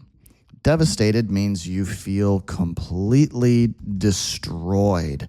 So upset, right? You are really in a bad spot, in a bad place. Was devastated and couldn't believe that Bella had left him. Bella ends up going to Estefan and having a really good time with her new guy. We hate Estefan. She finally met someone who could take care of her needs and buy her expensive gifts. Meanwhile, do we hate Estefan? I'm thinking about the story. Maybe we like Estefan, right? Because obviously, John can do better than her. He can do better than her. What does that mean? That means he deserves a partner who is better than his now his ex-girlfriend, right? She's a gold digger. She puts him down constantly, all the time. She is constantly putting him down. She's constantly belittling him, making him feel small and unworthy, right? Like he's not good enough, okay? So maybe if Esteban can take this ex-girlfriend out of John's life, hey, maybe that's a blessing in disguise. Love this expression. Seems at first glance, right? At first, it seems like a bad thing, but actually, maybe it's a good thing. Maybe this is what he needs. John slowly got over the breakup and really focused on his business. Good. Before That's what long, he needs. John met someone new that believed in him and wasn't in it for the money. So this new girl, she wasn't in it for the money. That's past tense, right? We could also say present tense. She isn't in it for the money. This is another great expression, in it. What are you in it for? What are you in something for? For example, if you have a job, maybe you're really miserable, really unhappy, right? Unhappy in this job. And someone says, why are you doing it? You say, the pay's really good. The money's really good, right? I'm just in it for the money. I'm only in it for the money. That's the only reason I'm doing it. I'm in it for the money, right? Okay. So his new girlfriend, she isn't in it for the money, the relationship, right? She's in it because she loves John and she wants to support him. On the other hand, comes to visit Esteban only to find out he's buying expensive gifts for another girl. Her life started going down while John's started going up. Okay. Her life started going down while John's started going up. Let's say that a little faster. Her life started going down while John's started going up. Her life started going downhill. It started going downhill while John's started going up. His business ends up taking off. All right. Then one day, they happen to run into each other. They happen to run into each other. Okay, happen to. What is that? If you happen to do something, that's kind of like by accident, or you weren't planning on it. Yeah, you didn't have a plan. They didn't plan to bump into each other, or to run into each other, or meet each other unexpectedly, right? They hadn't planned on it. They just happened to bump into each other. A few years later. Oh my Oh my God. John. Hey, Bella. Long time no see. Long time no see. Wow, you look amazing. You look amazing. Is that a Louis bag? Is that a Louis bag? Yeah. Picked up a little something. Picked up a little something. Right? A little something. We kind of use that to downplay. Maybe you've bought something expensive, right? It would be kind of like you're showing off, right? If you said, look what I got. Look how expensive it is. I spent a lot of money on this. That would be too much, right? So instead, sometimes in English, when you have bought something expensive, you can say, yeah, it's a little something. I got a little something. Kind of downplays it, right? I thought you didn't like Kate Spade. Oh, that's just for a friend. That's So- not just for a friend. Is this your car? Yeah, just picked it up. Pretty nice, right? Just picked it up. Yeah. Listen, What do you guys think she's going to say? How is she feeling in this moment? Maybe she is full of regret. She's full of regret. She's looking back and rethinking her decision to leave him and go be with Estefan, right? She's rethinking it. Or we could also say reconsidering, right? I really can't stop thinking about it. No, don't do it, John. She wants to rekindle their relationship. Basically, rekindle is get it going again. Kind of like, when you kindle a fire, you get the flames of the fire going. So it's kind of saying that their relationship is like a fire, right? And maybe the fire has died. Maybe the fire has gone out. But she wants to rekindle their relationship, restart it, get it going again, get it back on track, we could also say.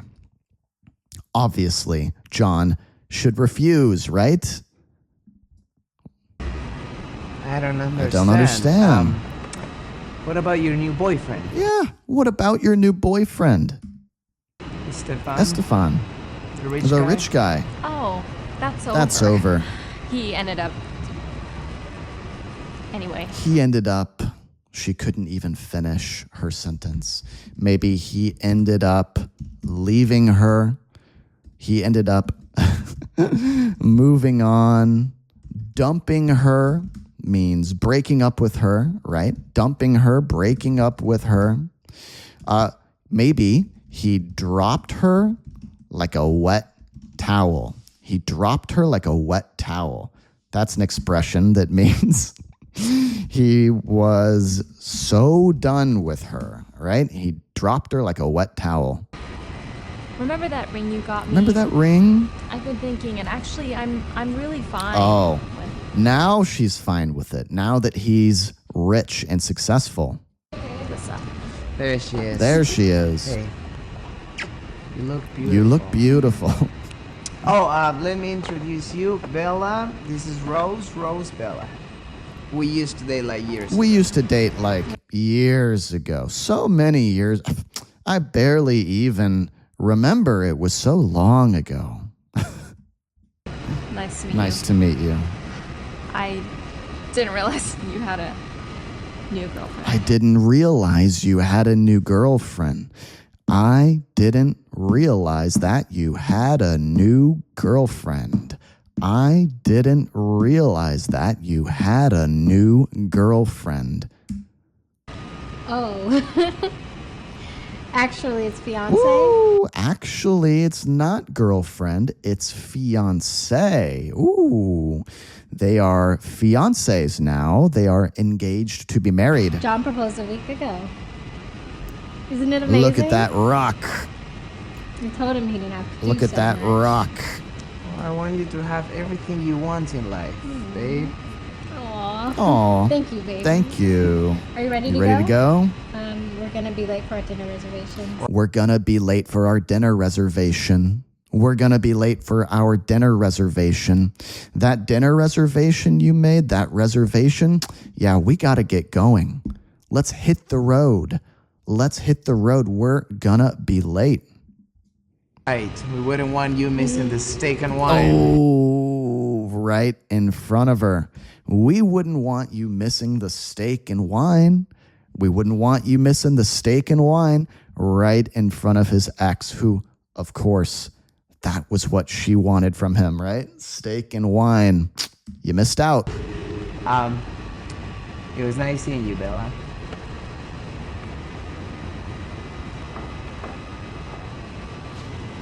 Opens the door for her. Wow, what a gentleman. We love John.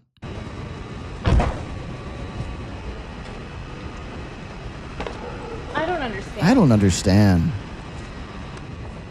What does she have that I don't? What does she have that I don't? What's so good about her? Why is she better than me, right? What does she have that I don't have? Well, she believed in me. Oh, she believed in me. See, when you would get mad at me for not being able to buy you a designer bag, Rose would get mad at me for buying her any bag at all. Rose would get mad at me for buying her any bag at all. Rose would get mad at me for buying her any bag at all.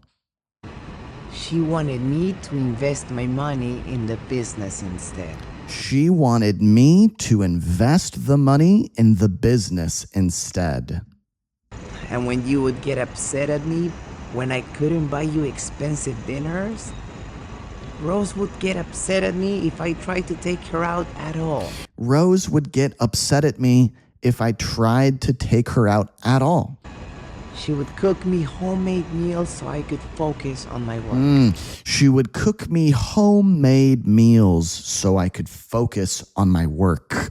Let's paraphrase that. She wanted me to focus on my work, so we avoided going out. That way we could stay at home. She could make me homemade meals. We could eat at home, right? And when you left me for not buying you a big enough diamond, Rose stood by my side, waiting patiently until my business took off. Rose stood by my side, waiting patiently until my business took off. So I could finally buy her the ring she deserved. So you see, she believed in me when I had nothing. She believed in me when I had nothing. When I was penniless, not a dime to my name, she believed in me, right? So now I want to give her everything. Now I want to give her everything. It was good seeing you, Bella. It was good seeing you, Bella. All right, guys. Well, this was a pretty fun video to watch. Look at that, 51 million views. Yeah, this channel, Darman Studios, they have a lot of kind of simple English story videos like this. I think they're a great way to practice your English. You know, the dialogue or the talking between characters is very, very natural, very colloquial, very native. As we can see, there are tons of expressions, native expressions to learn from these videos. And as we did today, it's also a great way to shadow, right? Get shadowing practice. So here's what I'm going to do. I'm going to turn these notes into a really detailed PDF that will include the full transcript, the full story of this video. And the PDF is also going to have a review section, vocab breakdown, self-study quiz. And for my channel members, this PDF will be available for you guys to review everything we learned in this video. Now, guys, if you're not a channel member, go ahead and sign up. It's $1. Literally the best deal in the English learning world here on the internet. I really believe it's the best deal you can find. For that $1, you get PDFs for my videos, and you also get hours and hours and hours of bonus videos as well. Morning. Morning. Dwayne here, Dry Creek Wrangler School. Let me ask you a question. At what age should you have it all together? Okay. Right off the bat, meaning immediately, I like this guy's style. You know, I like the style of this guy, the vibe of this guy. The video is really interesting, right? We have this, how would you describe this guy? What words, what adjectives would you use to describe him? I would say he's a pretty gruff character. Gruff. What are some synonyms for gruff? Oh, I don't know if these are really that accurate. I would say gruff is kind of like no nonsense. He's tough. He's a hard guy, right? He's kind of gruff. He may be a little rough around the edges, like a classic cowboy, a masculine cowboy, very manly, right? Okay, he's got a big, messy beard. He's got his cowboy hat. And what's he holding in his hand? We call that a pipe. He's got a pipe in his hand, and he says, "Let me ask you a question. At what age should you have it all together?" It's a really interesting expression already. Have it all together. Or maybe we can say you have got it all together. You've got it all together. What does that mean? That means you know what you're doing with your life. You have your life under control, right? You know, some people really struggle in life. They feel like things are out of their control. But if you've got it all together, then you've got your life sorted. Your life is sorted, figured out, right? So he's asking, at what age should your life be like that? At what age should you have it all figured out? Have it all figured out. I get a lot of mostly young men on the channel, and they're from 17 to 35, 36, 39, and they lament that they're at a place in their life and they don't have it figured out. And they lament, they're feeling bad about, right, that they are in a place in their life where they don't have it all figured out. They don't got it all together. Maybe their life feels like it's not the way they want it to be, right? don't have it all together. Don't have it all together. And they wonder what's wrong with them because they don't have it figured out. They don't have it all together. Of course you don't have it all together. You're not supposed to have it all together. Let's take 1 second, practice our speaking a little bit, and just kind of shadow some of what this guy is saying. Let's start with that line right there. Of course you don't have it all together. Of course you don't have it all together. Of course you don't have it all together. A little slower. Of course you don't have it all together. You're not supposed to have it all together. You're not supposed to have it all together. He's got a really deep baritone, deep voice, right? I love the sound of his voice. You're not expected to have it all together. Anybody looks at you at 26, 27, 28 years old and says, hey man, what's wrong with you? How come you don't have everything figured out? They're a fool. Knowledge and experience and wisdom takes time. Wisdom comes from experience, and experience takes time. Let's repeat that. Wisdom comes from experience, and experience takes time. One more time. Wisdom comes from experience, and experience takes time. That's an interesting thing about this English word wisdom here. You can be really smart, right? You can be really intelligent, but maybe you still don't have wisdom.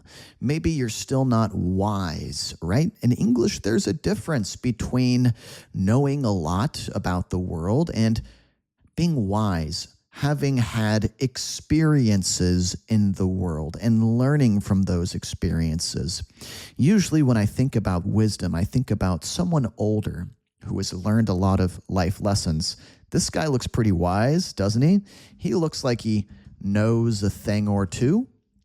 There's a good expression. That means knows a lot, actually. The more experience you have, and the more you learn from that experience, the wiser you can get. If you haven't lived long enough to have a broad enough portfolio of experience, then you can't expect to have knowledge and wisdom. Then you can't, okay? The subtitles are a little incorrect here. Then you can't expect to have knowledge and wisdom.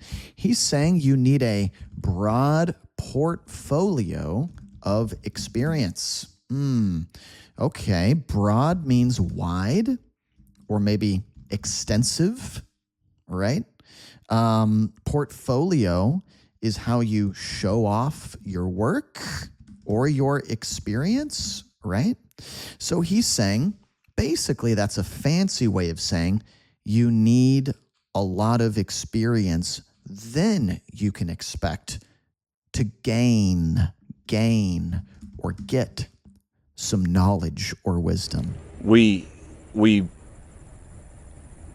are told by society today that by the time you're 26 or 27, you should be graduated from college, you should have a degree, you should have a good job, you should have a wife, and you should have it together. We watch these programs and they're, this movie, it's an hour and a half long, and within an hour and a half, a person goes from a goofed up teenager to someone who's just settled and got it all going on. In an hour and a half, a person goes from being a goofed up teenager to having it all together. Let's try saying this together, guys. Ready? In an hour and a half, a person goes from being a goofed up teenager to having it all together. And of course, he's saying that is completely unrealistic.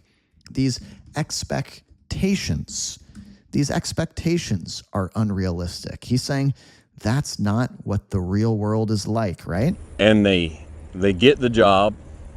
They put their childhood bully in his place. They get the girl. Fade to black. And we're left to imagine the rest of their life. And what we imagine is left with the last thing that we see. Man, they got it together. Of course, we don't consider the fact that if you turn the TV off and watch the news, you'll see those same actors show up in the news again and again making stupid mistakes, and they ain't got it together. Interesting point. They don't consider the fact that when you turn off the movie and turn on the news, you see the same actors who played those characters, and the characters have got it all together, right? You see those same actors on the news making stupid mistakes, and they are the furthest thing from having it all together, meaning they are the opposite of having it all together. They're a big mess, right? A disaster. A pine tree grows and matures very fast. Pine tree matures very fast. An oak tree grows and matures very, very slow. But which one lasts longer? And which one is stronger? Ooh. Which one shelters more critters and more birds? A critter is like a small animal. Critter, small animal. A pine tree grows very fast, but an oak tree grows very slow. And which one lasts longer? Which one provides more safety, shelter to critters, small animals? More which birds? one, when it's done and over and it's cut down, which one is more valuable for the lumber? For the wood. People don't go out and say, I'm going to spend extra money for some pine furniture. They want oak furniture. There's a lot of sentiment expressed on the channel. Boy, Dwayne, I wished you'd have been my dad. No, you don't. He's saying there's a lot of sentiment expressed on the channel, basically meaning people comment on his YouTube channel and tell him their feelings.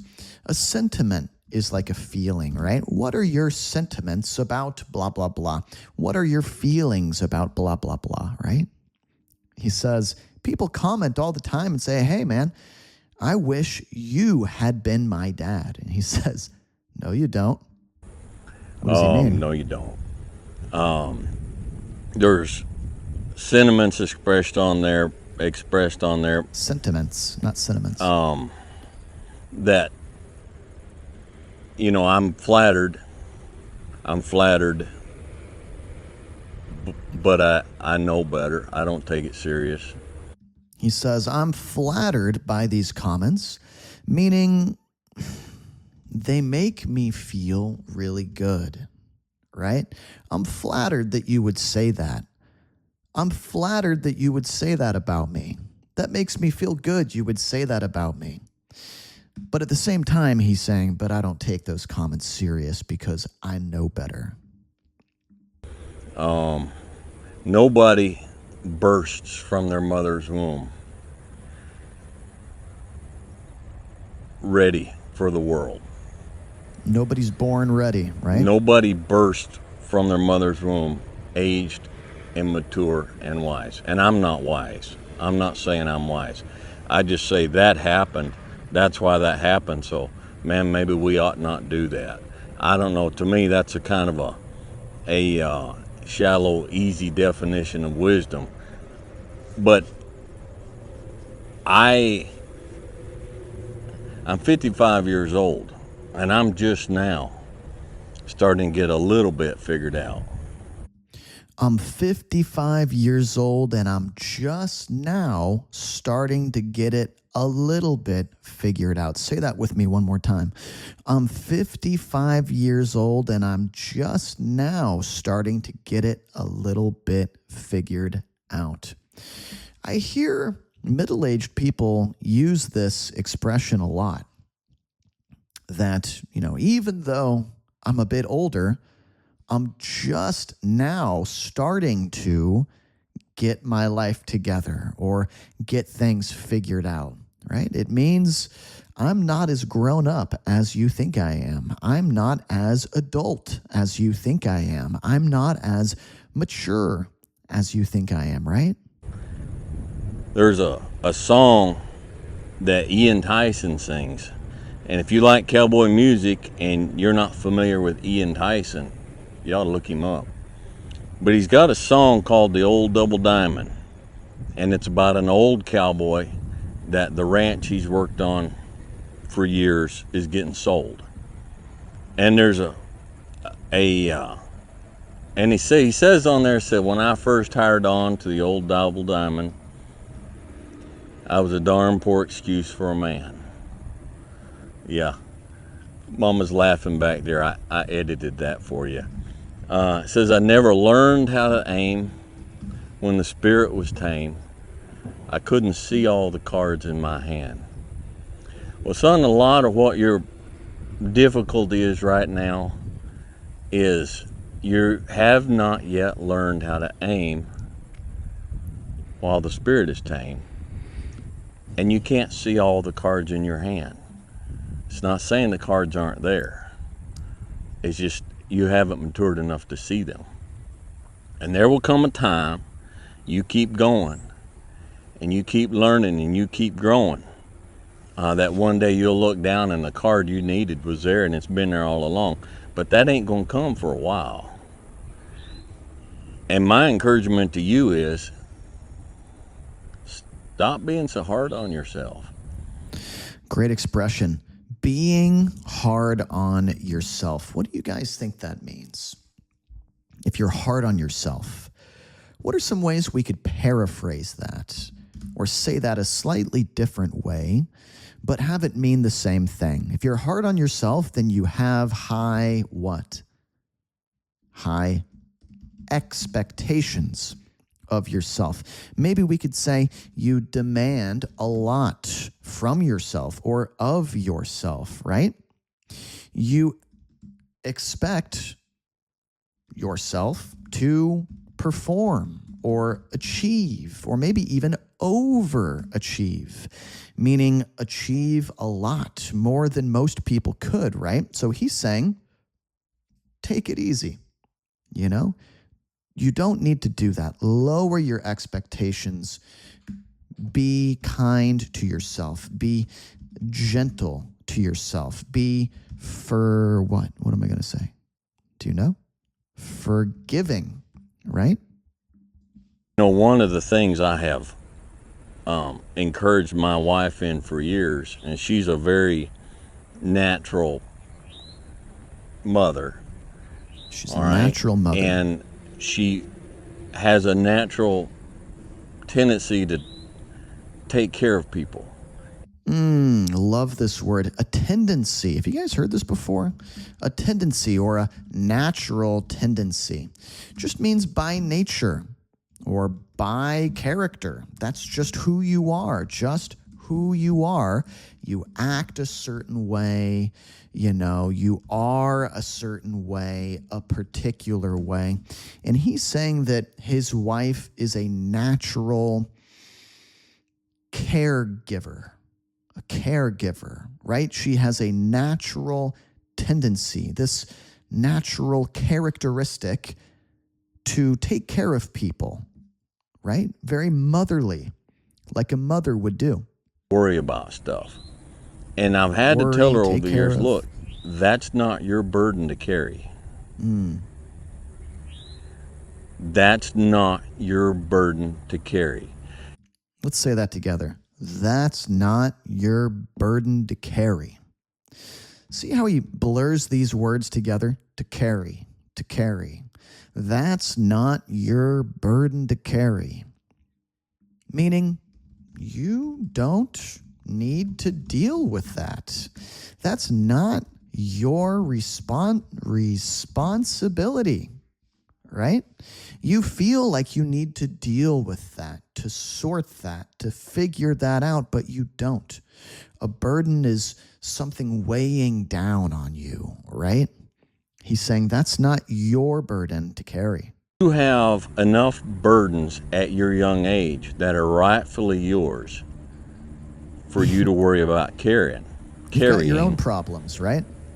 That you don't need to worry about carrying the burdens that are going to come when you're 50 or 55 or 60. We have an expression in English.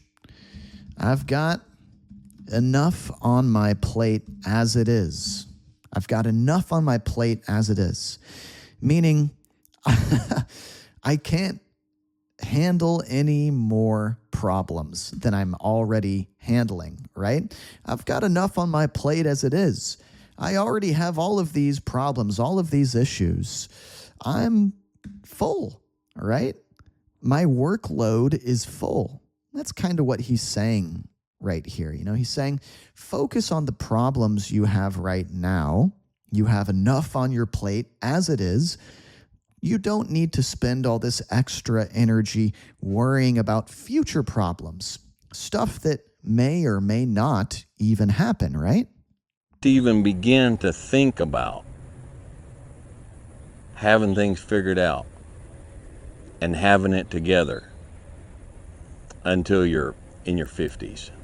Just don't even worry about it. Just don't even worry about it. You've got to have maturity. And maturity comes with time, and maturity is not something that you can gin up artificially. It's not something that you can be responsible for not being ginned up artificially. What is artificial? Do you guys know this word? Artificial, meaning fake. Fake, right? So he's saying maturity. He's got a fun way of pronouncing that word, right? It's kind of a southern pronunciation. Maturity. Most people say maturity. Being mature, being grown up, acting like an adult, right? Basically, he's just saying you can't fake that. It comes with time, and you need patience. You have to live. You just have to live. You just have to live. You just have to act your age. Act your age. If you're 26, be 26. Good advice. Stop trying to be 56. It's not expected, and it's a burden that you don't have to carry. You're a young couple, and you're going through some some things, and you're like, man, we must be the worst couple in the world. We must be the worst married folks out there. This has got to be, man, we just ain't got it. Of course you ain't got it figured out. When you hit 30, you still ain't 30 years of marriage, you still ain't going to have it all figured out. My wife and I are still trying to figure stuff out. And we just take it as it comes, and we learn and we mature and we grow, and it takes time. But you'll not get there if you quit. Really reassuring message, right? He's just saying, take it as it comes. In other words, one step at a time, right? In other words, we could also say, don't get ahead of yourself. Don't get ahead of yourself. We could also say, easy does it.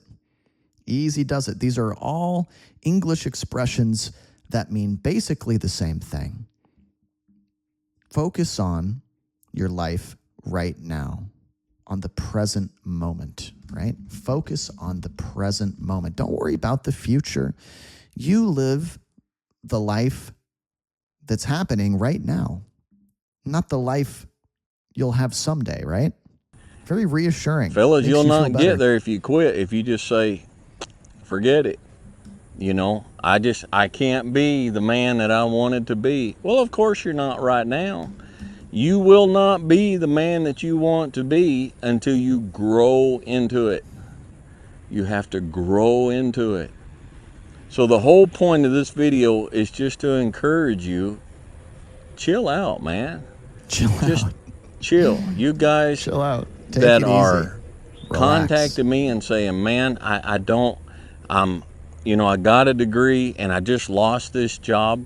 Listen, and I'm not making light of it, okay? Let me just put it in perspective, all right? He says, let's practice saying this. I'm not making light of your problems, but let's just put them in perspective, okay? Let's practice saying this together. Ready? I'm not making light of your problems, but let's just put them in perspective. One more time. I'm not making light of your problems, but let's just put them in perspective. If you make light of a problem, that means you treat it not as seriously as it should be treated, or as seriously as someone wants you to treat it, right? For example, maybe my wife is upset that I didn't take out the trash. I haven't been taking out the trash lately. She says, hey, this is really bothering me. Let's talk about it. And I just laugh, right? That's me making light of the situation. Me not taking the situation seriously. To her, it's a big problem. To me, I'm laughing, making a joke about it, right? Okay, that's to make light of something, to not take it seriously. But let's just put them in perspective. To put something in perspective is to see it objectively. See it objectively, right? To see it truthfully. Maybe it's not as big of a problem as you feel that it is. Your opinion is subjective, right? An opinion is subjective. That's what a person thinks. Objective is the truth beyond your opinion, right? I've got 5 grandbabies. Now, one of those grandbabies is, let's say that grandbaby is 14 months old and they're learning to walk. Okay? And so they're just in a diaper. You've seen it, they're just in a diaper and they're going across the kitchen floor to mama. And they're kind of weaving a little bit. And their little fat feet and their little fat thighs are just kind of thunk, thunk, thunk. And all of a sudden they're like, oh. And they got the bubble butt out here, the bubble tubby tummy out here. And they got the big old diaper in the back. So they're not balanced. All right? They're not balanced. And so they lose their balance and they're like, oh, bam. And they fall down and land flat on their butt. Right. And they look shocked and they look surprised, and then their face screws up and they start crying bloody murder. That's the... Ooh, great expression. This guy's a good storyteller. He uses some really colorful expressions that paint a vivid picture. In other words, he's a good storyteller, right? Let's hear that one more time, that last line. They look surprised and then their face screws up and they start crying bloody murder. Their face screws up. In other words, twists up. Their face kind of bunches up, right? We could say bunches up, like they're about to cry. And they start crying bloody murder. Bloody murder. If you're crying bloody murder, what do you think that means? You're crying really hard, really dramatically. In other words, you are, starts with a B. What word am I thinking of here? Meaning crying really hard. Bawl, do you know it? Bawling, or we could say sobbing, right? Sobbing, bawling. There's one more. What is it? Wailing, right? Okay. The worst thing that has ever happened to them in their life. It's like a disaster of apocalyptic proportions. Woo. Because it's all they've ever known. And you've just gone through a breakup, and it's the worst thing you've ever been through. And it's a disaster of apocalyptic proportions. All right, so sometimes problems can feel like a disaster of apocalyptic proportions. It's pretty tough. A disaster, meaning a problem of apocalyptic proportions. Proportion is size, right?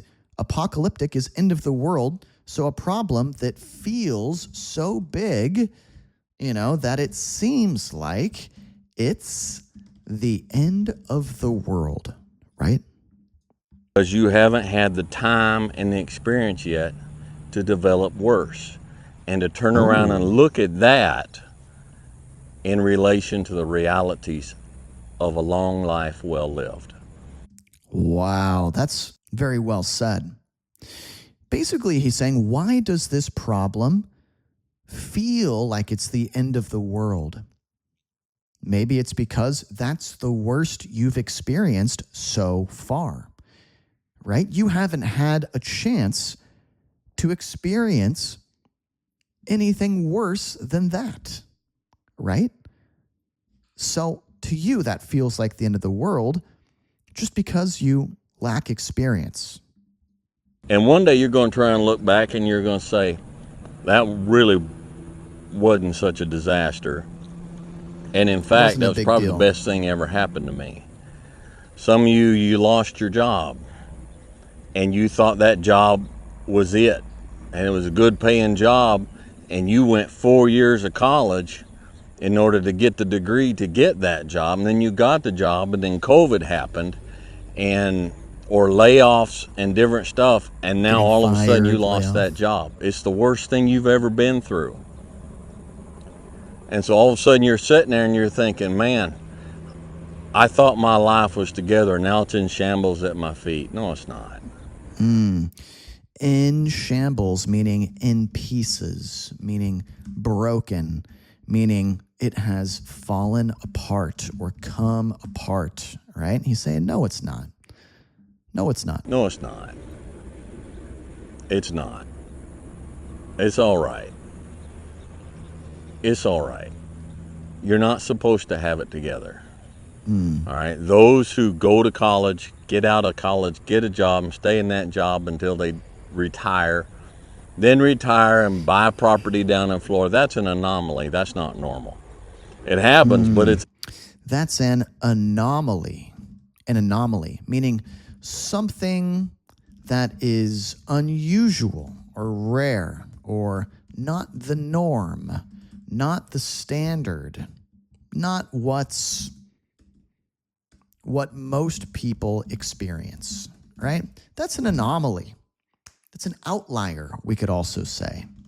just meaning the experience of staying at your first job all the way until you retire, and then buying property, and then blah, blah, blah, blah, blah. Just everything going according to plan, right?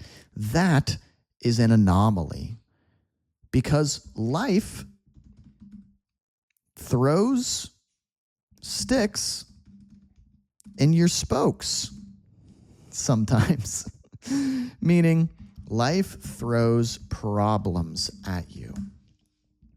Think of it like riding a bike, right? You've got your spokes on your bike, in the wheel of your bike, and if somebody puts a stick in the spokes, you can't ride your bike anymore, right? Sometimes life hands you lemons. There's another famous expression in English, meaning life isn't always so pretty and nice. Sometimes bad things happen, right?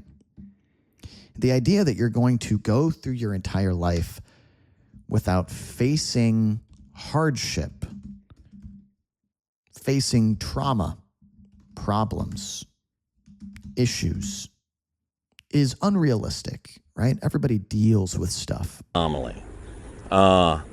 And most of those people, you know, they might be really good people, but they ain't got cool stories to tell. They ain't got and you cool don't get stories wisdom. to tell. You don't get wisdom past a certain point by living that life. Okay? So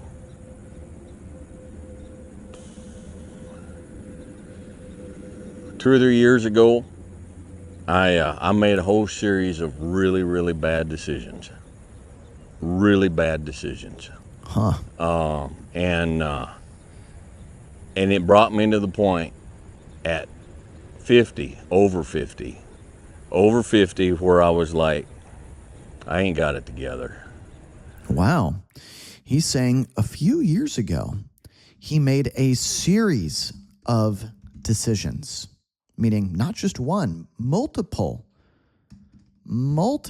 decisions. One led to another, and these decisions brought him to a dark place, right? Where his life was spinning out of control, or maybe we could say spiraling out of control. He was losing control over his life, and he realized he didn't have it all together.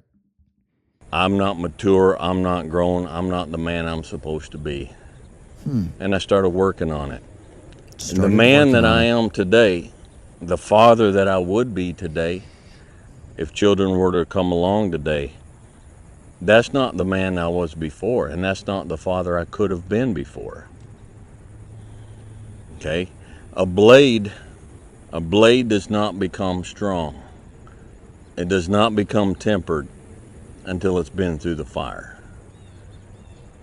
Until it's been through the fire. A blade does not become tempered until it's been through the fire. One more little speaking practice segment here, guys. A blade does not become tempered until it's been through the fire. Blade meaning like a knife or a sword. You know, the long metal part of the knife or sword, the pointy part, that's the blade, right? Tempered does not become finished, hardened, toughened, strengthened, right? Until it's been put through the fire. It's been through the fire, been put through the fire. Let's say this together. Ready? A blade does not become tempered until it's been put through the fire. Great saying there. This guy has a lot of great analogies or comparisons. He likes to compare A to B. He likes to compare this to that. He is making an analogy, making a comparison, right? Several times. And this is just your first or second time through the fire. And there's a lot of hammer work that has to take place. And then you're going to have to go back in the forge again. And it's hot. and it melts you down and you're uncomfortable. And then life is going to pull you out and it's going to put you on the anvil and it's going to hammer on you some more. And you're going to say, what? Am I done yet? Am I a sword for the ages? No. No, you're not. You're not done yet. All right? So just chill. Just chill. Continue to have fun. Now, by fun, I'm not recommending you go out, drink your brains out at the bar and do something stupid, but my goodness, go hunting, go fishing, get a mountain bike, go hiking, go to the gym, go hang out around a barbecue fire with friends and just act silly and act goofy and be your age. Be your age and just embrace the process. And don't look for what you are supposed to be fully, completely polished, sharpened, edged, tempered at 26. I'm going to stop the video there. This was a really interesting video, wasn't it, guys? Let's take a look at a couple of comments here. A smooth sea has never made a skilled sailor. Ooh, great expression. A smooth sea has never made a skilled sailor. Someone who sails on the waters, right? Meaning that if a sailor wants to become an expert sailor or a skilled sailor, they need to experience some storms, right?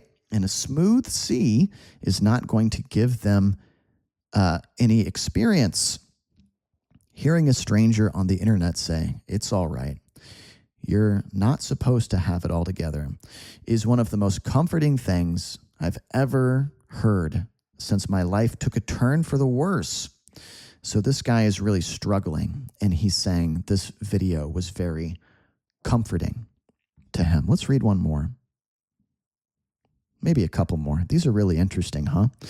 I just turned 26 in June. I'm married, have 2 beautiful children. I have a home, and I'm active duty in the Air Force, okay, military. I still have no clue what I'm doing. I do not have my shit together. I don't have my life together.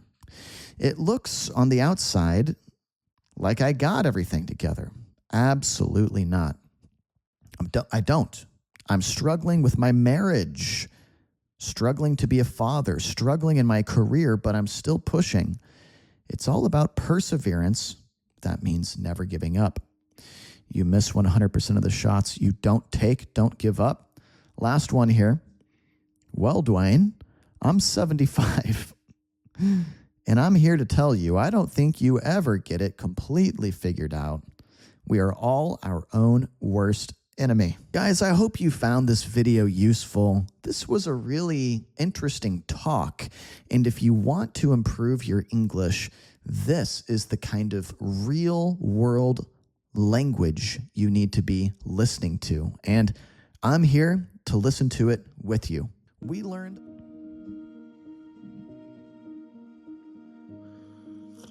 Once upon a time, in ancient China, there lived 3 old monks. Their names are not remembered today, simply because they never revealed them to anybody. These 3 old monks never revealed their names. They never gave away their names. They never said their names. They never specified.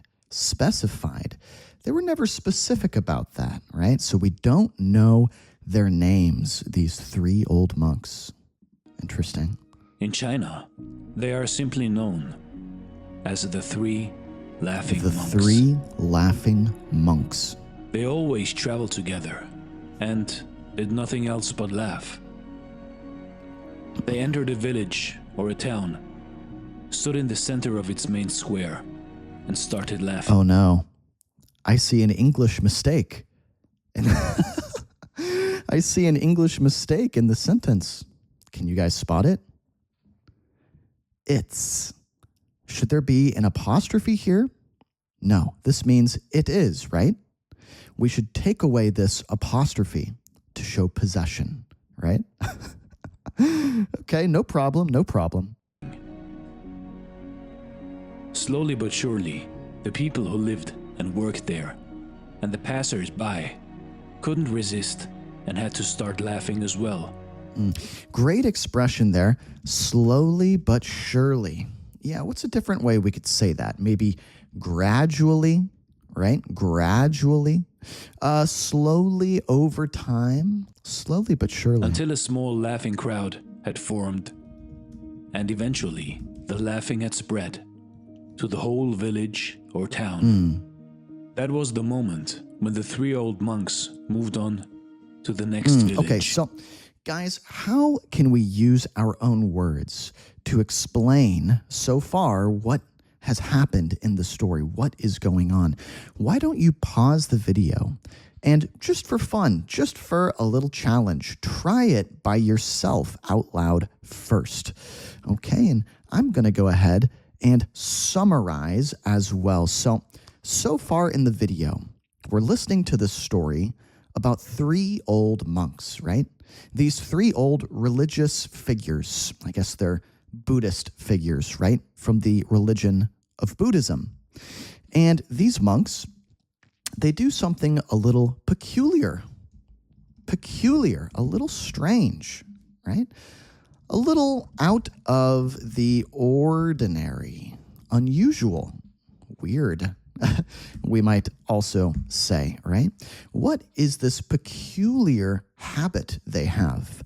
What is this peculiar thing they do? Well, they go from village to village in ancient China, and they just find the village square, the very center of the village where all of the people congregate or meet and talk, congregate, right?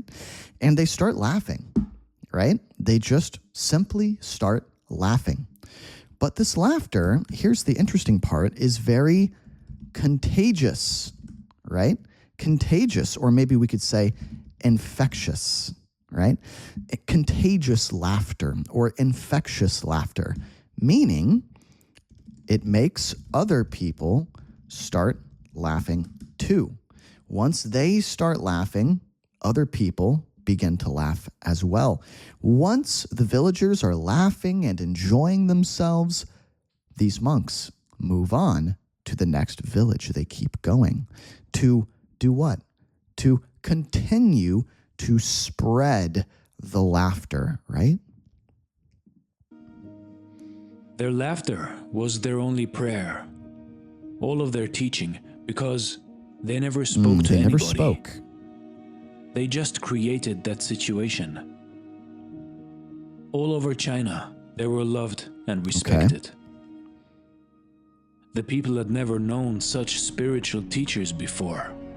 Okay, so they were fantastic teachers, and people really, what's more than respect? If you respect somebody, that's one thing, but what if it's more than that? They were really revered, highly respected. People really revered them. They seemed to communicate that life should be taken only as a great opportunity to laugh, as if they had discovered some kind of cosmic Interesting. joke. As if they had discovered some kind of cosmic joke. Cosmic, meaning related to the cosmos, the universe, the stars above, right? Some kind of big joke from the universe, basically. In other words, what this is really saying is they took every opportunity to laugh and spread joy, spread happiness, right? So they traveled and laughed for many years, spreading joy and happiness throughout China. Until one day, while being at a particular village in the North Province, one of them died. One of the three monks dies. The people were shocked and came running from afar, leaving the fields unattended for the day. Leaving the fields unattended, meaning no one is watching them or supervising, watching over them. No one is supervising, okay? People are shocked by this news that one of the 3 monks has, what's a nicer way to say died? Maybe passed on, right? Passed away. They come running. They leave their work. They're toiling or working hard, physical labor. We can say toiling. Physical labor, hard physical work. They're toiling in the fields, but they drop everything and they rush to the side of the 2 remaining monks, probably wanting to comfort them, right? So they leave their fields unattended. Only to witness the other 2 monks' reaction to this dramatic event. They were expecting them to show sorrow or even cry, and the whole village came to the place where the 3 monks were. 2 alive and 1 dead. But the 2 remaining monks were laughing only harder. They were laughing and could not seem to stop.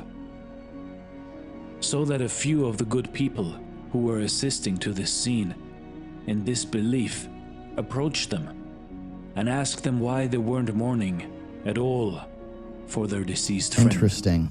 So these people, they flock, or they come running, right, to the 2 remaining monks, and they discover that the monks are not mourning or grieving,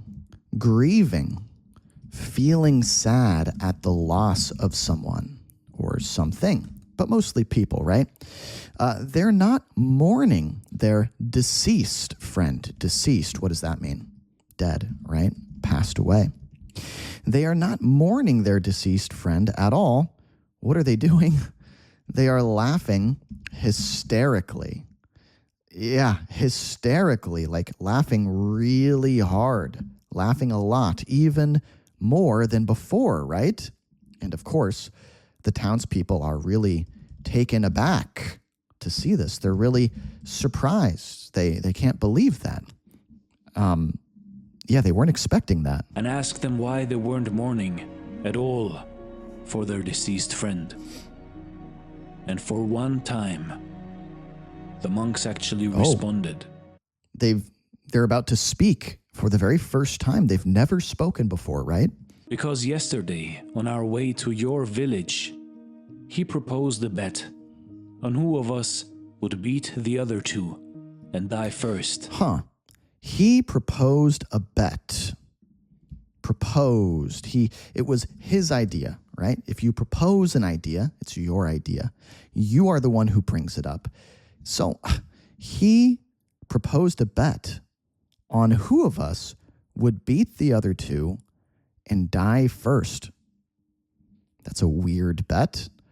Why is it a competition to see who dies first? Don't you want to die last? Not first? And now he won, the old rogue. The old rogue. People probably wouldn't use that expression in modern life. Maybe we could say, instead of old rogue, that crazy guy, that crazy old guy, he won. He even had a testament prepared. The tradition required to wash the dead and change his clothes before putting him on the funeral pyre.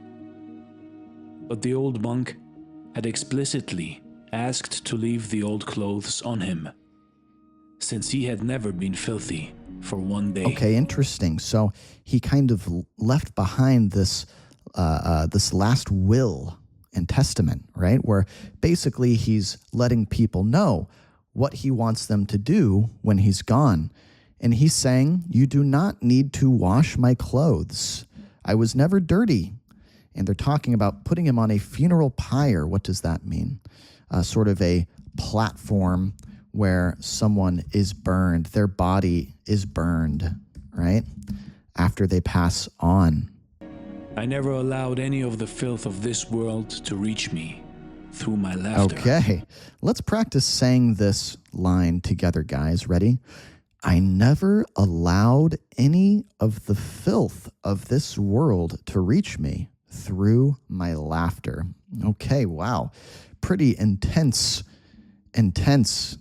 extreme statement there, right?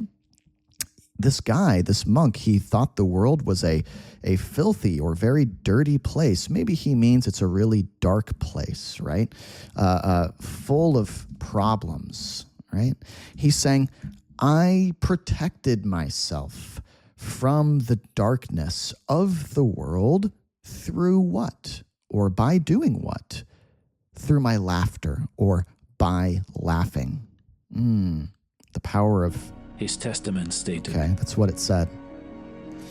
So the old man's body was placed on the pyre with the garments he was wearing when he had arrived. Garments, meaning clothing. Okay. And as the fire was lit and started licking on his clothes, to everyone's astonishment, suddenly fireworks of 100 colors went exploding up and down and to all directions. In all directions. And finally, the people who had gathered there also joined the laughter of the two wise men. Okay. You see, in life, in your life, maybe the only reason that we are here on this earth is so we can laugh and laugh and never stop experiencing joy and laughter. Okay. So next time you face a problem, look in the mirror and just laugh the problem away. Interesting. So at the end of the story, what happened? This monk, they burn him on the funeral pyre, right? They're burning his body, and suddenly this explosion of colorful fireworks takes over the sky, lights up the sky, right? And everyone laughs along with the other two monks. And what's the moral of the story, right? What's the lesson that the story is trying to teach us? Never stop laughing. No matter how much life brings you down, no matter how difficult things get, never stop laughing. Maybe the only reason that we are here on this earth is so we can laugh and laugh. I'm actually, next time you face a problem, look in the mirror, just laugh the problem away. I'm not sure how much I agree with this message, to be honest. I think, yes, looking on the bright side can be important, right? Look on the bright side. That can be important. It can be important to remind yourself to laugh and enjoy your life. But I'm not sure it's healthy to force yourself to laugh your problems away. If you're sad, sometimes it's important to just feel sad, just be sad.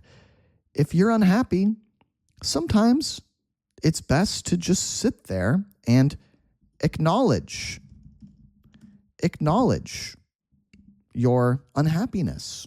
Just, admit that it's real. Acknowledge it. Admit that it's real. Admit that it's there. This almost seems like ignoring your problems, doesn't it? If you just immediately dismiss them. Dismiss. Just sort of, brush them off. Pretend like they're no big deal. I'm not sure that's the healthiest message, to be honest with you guys. I don't know. Let me know in the comments. What do you think? Do you agree with the moral of this story? Or do you think maybe you disagree? Anyway, guys, this has been an interesting video. My channel members are going to get a PDF breakdown with the story from the video, a vocab breakdown, and a self-study quiz. Thank you, channel members. And guys, if you want more content like this, comment more like this down below. I'll see you next time. Ben. I'm a little nervous, and also I have other job interviews going on. So can you remind me which one this is for? Not a great start here. We've got a guy on the left who is getting interviewed, right? He's the interviewee. The person being interviewed, and the woman on the right is the interviewer, right? He says, I'm a little nervous. Can you remind me what job this is for? So he doesn't even know what he's interviewing for. This is for the bank teller at. Okay. Bank teller? Okay, yeah. Okay. Yeah. Working at a bank? Okay, so tell me a little bit about yourself. Okay, very normal interview question, right? Tell me a little bit about yourself. What would you guys say in this situation? Maybe talk a little bit about your work history, what's on your CV, your job experience, your work experience. What have you done in the past? You know, what kind of roles have you had in the past? Let's see what he says. I currently work at Cold Stone Creamery. Okay. And I'm adopted. What? He says, I currently work at Cold Stone Creamery, which is an ice cream shop, but he's interviewing for a bank teller. He wants to work at a bank, right? And then he says, I'm adopted. Guys, what does it mean if you're adopted? That means your parents are not your real parents, not your biological parents, right? Wow. I think he is oversharing, right? When you share too much private or personal information. How is she going to react to that? I don't know if you're asking by me about myself. Are you asking Trying like not to laugh. about my work experience, or like yes, your work experience. Your So tell me a work little bit about experience. your work experience. She seems like she's barely keeping it together. Or we could say holding it together.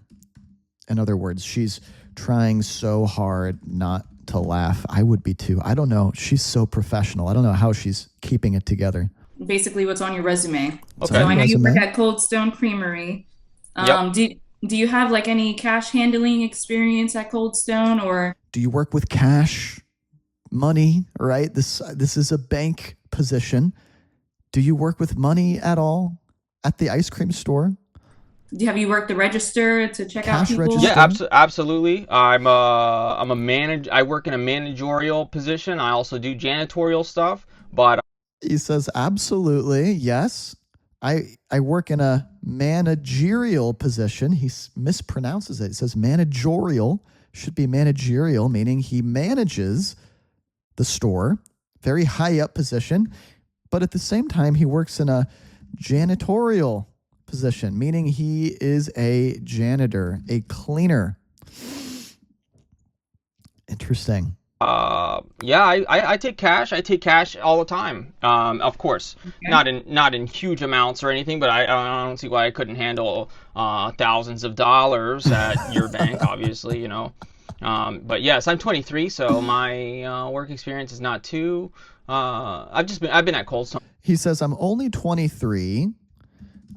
I'm only 23, so my work experience is not too... And then he was a little bit lost for words. He couldn't think of the right word. Guys, what should he say in this situation? He hasn't had a lot of experience, right? He's young, so he can say, my work experience is not too what? What could we say? How about extensive? That would be a good word to use here, professional word. Yeah, my work history, unfortunately, is not too extensive, right? Basically since I was 16, so yeah, I'm going on 10 years pretty soon. Going on 10 years means approaching 10 years. It will have been 10 years pretty soon, right? I hope that's okay. Hope that's okay. Okay, thank you for Nice that. house, by the way. Oh, boy. Oh, thank you. Yeah, Appreciate it. lot of white. Yeah, working from home today, so it's pretty nice. Nice. I appreciate this too. So let's move on. What are some of your strengths and your weaknesses?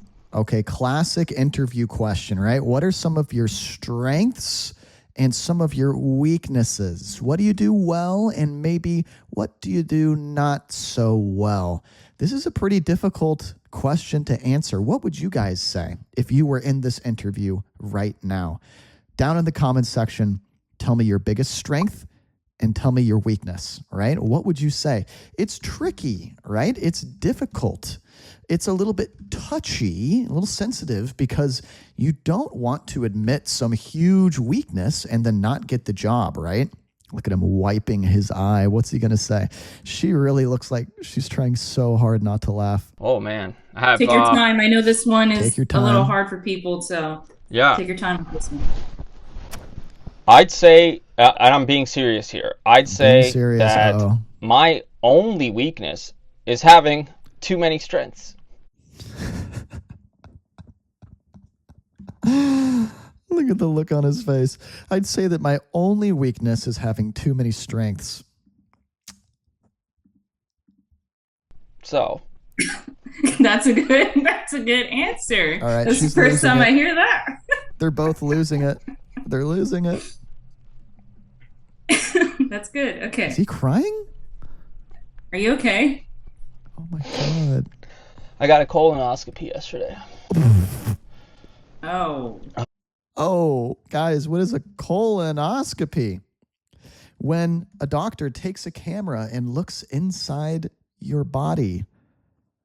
Once again, he is oversharing. Why would he say that?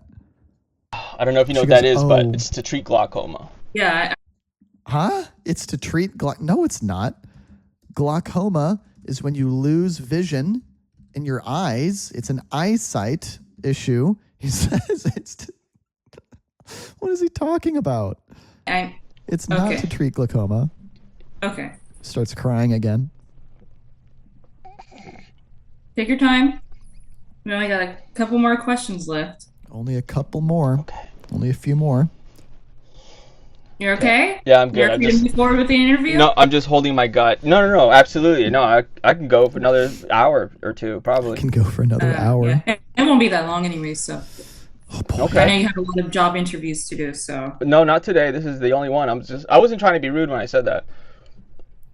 Okay. So let's. Ooh, this is pretty cringe. Pretty awkward, right? Okay, I'm sorry for cutting you off. Go ahead. No, go ahead. Sorry for cutting you off. What is cutting you off? Do you guys know this word? What? Interrupting. If you interrupt someone, you talk when they are talking, right? I'm gonna tell you that a lot of people have been hitting me back. So it's not that I'm not desirable.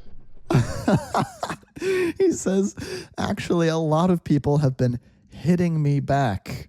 What does that mean? That means following up after the job interview, right? They will contact him again. They will reach out to him. They will get back in touch with him, basically to say, hey, let's move forward. We want you for this job.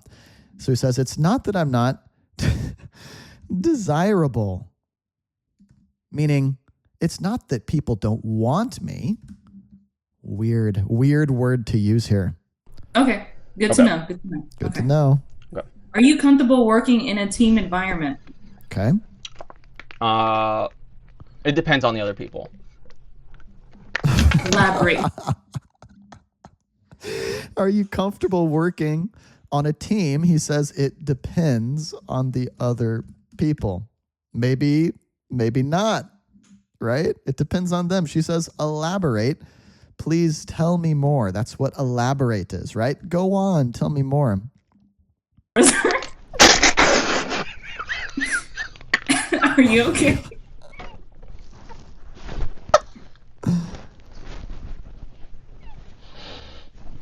I'm sorry, I have acid reflux.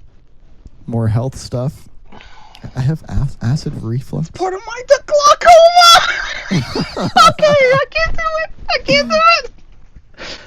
it. I'm just not a good fit for you guys, man. I don't know what to tell you guys. I'm so sorry for wasting your time, Maria. I'm so sorry. I'm just not a good fit. I don't know. I mean, we can continue the interview if you want to, but I'm all wet now. I'm all wet now. Yeah, I think we can finish the interview here. Okay. I want to thank you so much for interviewing for this position. I will go ahead and give this to my team lead. Oh, look at his head. Oh my God. Look at his hair. Guys, how would you describe this hair? Here's what I would say. His head is bald as a baby's bottom. Bald as a baby's bottom. No hair. Oh my gosh, that's a wild hairstyle. She doesn't even react to it. And they'll make a decision by the end of the week. If you do get picked, you'll receive a call. She's from so us. professional. Okay.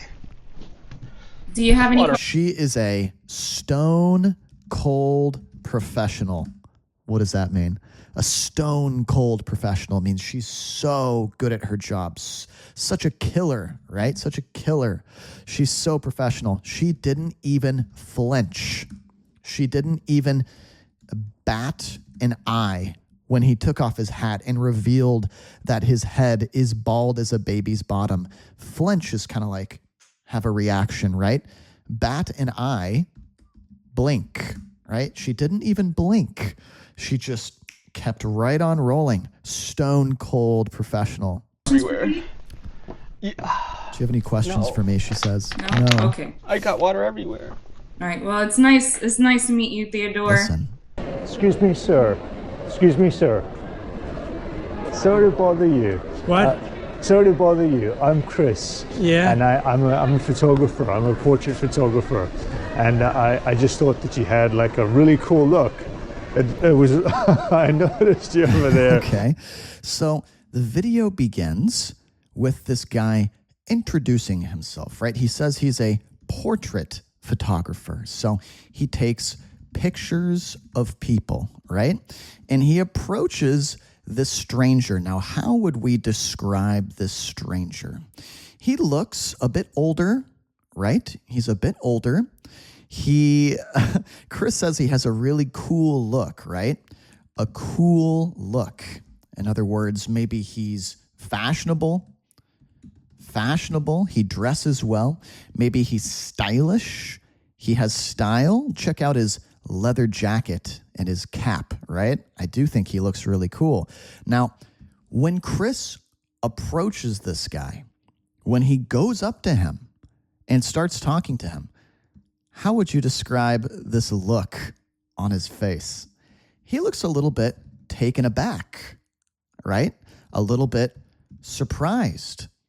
Like he didn't expect this. Like he's a little bit blindsided. Ooh, great word here, blindsided. If something blindsides you, then you weren't expecting it. And the hat and everything and the coats. Are you from Dublin, sir? Yeah. Are you? No, I don't live here anymore. I left many years ago. Oh, okay. I'm leaving tonight. I'm going back to London where I live. Oh, you're living in London? Yeah. Do you miss Dublin? Well, you have a certain empathy and nostalgic feeling for the place you're from originally. Okay, this guy is originally from Ireland, right? Now he lives in London, and the interviewer asks him, do you ever miss Dublin? Do you ever miss Ireland? And he says there's always a certain nostalgic feeling for the place you're from originally. Nostalgic, meaning you look back on something fondly. Fondly, yeah. In other words, you think back about something. You remember it. You reminisce. Say that with me. Reminisce. Think back on something fondly, in a good way, in a happy way, right? For example, I think back to my middle school days. Me and my best friend playing video games, staying up all night, and I have this very nostalgic feeling. Why don't you guys let me know down in the comments section, what gives you a nostalgic feeling? Was there a time in your life that you look back on, that you remember now, and you feel very nostalgic thinking about it. Why don't you tell me in the comments? Let's keep listening. I'm not using my first name, I'm using my middle name, which is James. James, okay. And that's what I'm calling myself because it doesn't cause a hassle, right? Yeah. I've never been happy with my first name. It doesn't cause a hassle. So he doesn't want to use his real name, right? He doesn't want to cause any problems. He says, I don't want to cause a hassle. What's that? A hassle's kind of like something that's a problem, something that's annoying to deal with. A photographer, did you say? Yes, there's no money involved. No, There's I mean, no money involved you in get the this. vibe, and I know you're not. I'm not out to scam you or anything. He's reassuring him, right? There's a good word. Reassuring. He's reassuring him. In other words, he's making him feel okay, reminding him that nothing is wrong, right? I'm not here to scam you, to steal your money or anything like that. So I know that, but and I should take that as a compliment. I look at myself in the this morning, and I'm not happy with what I'm looking at, you know. I've always had a sense of appearance, right? Since I was a young boy. When you're not rich, I mean, if I was rich, I've always had what I would regard as impeccable taste. I've always had what I would regard as impeccable taste. Huh. What do you guys think that means? Impeccable, meaning amazing, great, really good, wonderful, right? Taste, meaning what? If you have a certain kind of taste, that's maybe we could say style, preferences. For example, your taste in music, right? If you have impeccable taste in music, you know all the best music, the coolest music. If you have an impeccable fashion sense, then your style is really good. You're really fashionable, right? So this guy seems a little bit tongue-tied right now. You know, he obviously wasn't expecting this conversation, and he's kind of struggling to speak. He doesn't know what to talk about, so we can say he's a little bit tongue-tied. Doesn't know what to say, really. He's talking about his style, his taste, but he also doesn't feel good about himself. He said he's not happy, right? I wonder what that's about. Now, here I am. Tongue-tied, not rich. And yet I still make a slight effort. You know, it's like if you haven't got money, you know what I'm saying? I should have money off my own bat. I actually don't really know what he's trying to say. He seems a little bit flustered, kind of like tongue-tied. If you're flustered, you're kind of like, I don't know what to say. I don't know what to do. I'm a little bit flustered. It sounds like he has some regrets, right? He says, I don't really have money. Like, I wish I had money. You know, I try to dress well. I try to be stylish, even though I don't have money. Some regrets, you know, maybe he wishes things had gone differently in his life, or he wishes he had done things differently. He's not so happy, he's unhappy with the outcome of certain things, the way things have gone in his life. He's going to talk about his background now.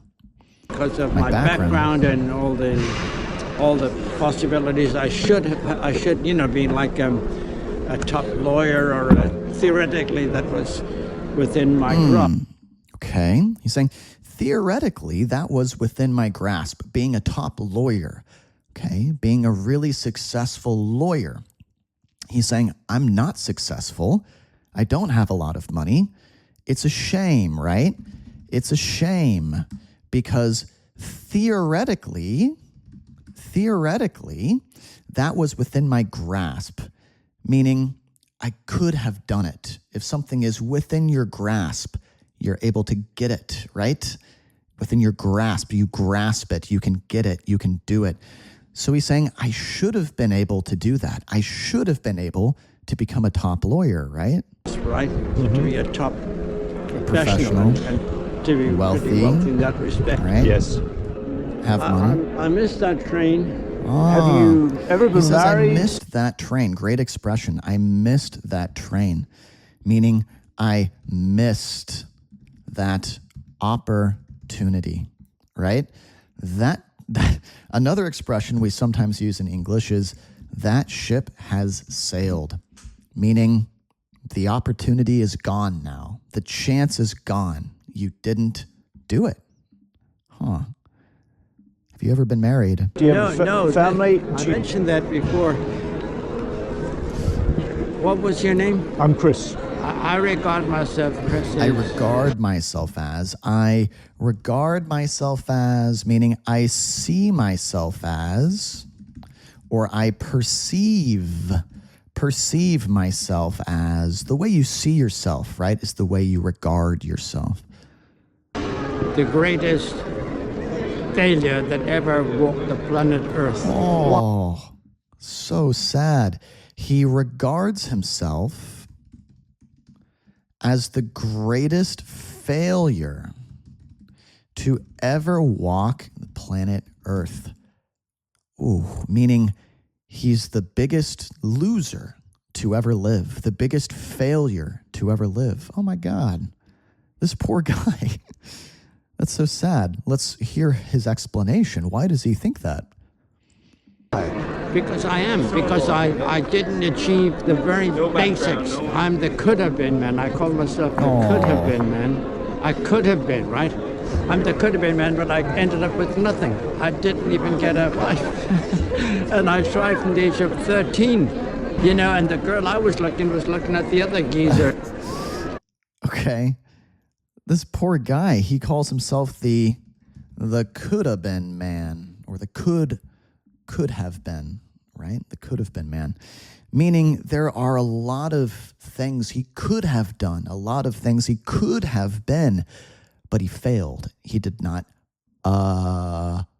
achieve them, right? He said, there were girls, but they were looking at the other geezer. What's a geezer? It's kind of a funny word meaning an old man, an old person. Usually we use it for men, not women. Old geezer. So he's a little self-deprecating, right? Meaning he's saying some bad things about himself, some not nice things about himself, calling himself a geezer. He obviously is very disappointed with the direction his life has gone in. He's lonely. He doesn't have a wife. Not for lack of trying, right? Meaning he tried hard to find a relationship, but it just never quite, how can we say, never quite worked out, right?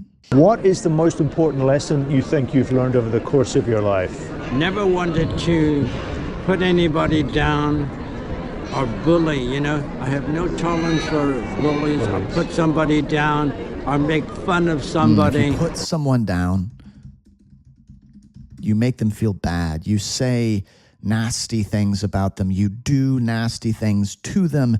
That's putting someone down, right? If I could turn the clock back, I wouldn't hesitate to tell people exactly how I feel, which I didn't want to do. Then I didn't want to hurt anybody, right? Yeah. Just bought a neckerchief. You want to put on your neckerchief if you want? Like a scarf, right? There's 9 million people in London, and I don't have a single friend. And This is the saddest video I've ever seen. Oh my God. I'm not saying that like I'm crying. That is the reality. I lived overseas in the Americas, North America and South America. And when I came back, they had all kind of disappeared. Oh, this is painful. This is a painful watch, you guys. He feels lonely. He says he doesn't have any friends, and he doesn't want a pity party. He doesn't want a pity party. What's a pity party? That means he doesn't want to make everyone feel bad for him and say, oh, you poor guy, we all feel bad for you. No, he doesn't want your pity. He doesn't want your pity. He's just stating the facts as he sees it. He's just telling the truth. He's like, yeah, that's the reality of my life. I traveled, You know, I traveled a lot in North America and South America, and when I came back, look at this, they'd all kind of disappeared. Poor guy. And I've been alone for the last 22 years. Oh, when I was 22 quite years. young, I didn't need any friends. I'm chasing girls, and I didn't want another guy. I had the dawn to be able to chat up and all the rest of it, and then they'd move in or try to move in. And of course, it never dawned on me I'd get to this age and be practically penniless. And he says, it never dawned on me. It never dawned on me, meaning it never occurred to me that, right? I never imagined that. I never thought about it like this. I never imagined that I would get to this age and be penniless, not have any money, right? So it never dawned on him. It never occurred to him. He never thought about that. He never expected things to wind up like this, right? Wind up like this or end up like this. not have a profession and all the rest of it, which I should have, right? Or money. I should have a profession. I should have money. I missed all of that. Not even a wife, because I've been alone all of my life. You know, since the age of 4, you could say. I'm psychologically alone since the age of 4. Psychologically alone since the age of 4, meaning, you know, maybe there were people around him physically. Maybe he had some people around him, but psychologically, meaning mentally, in his mind, he felt isolated. Good word there.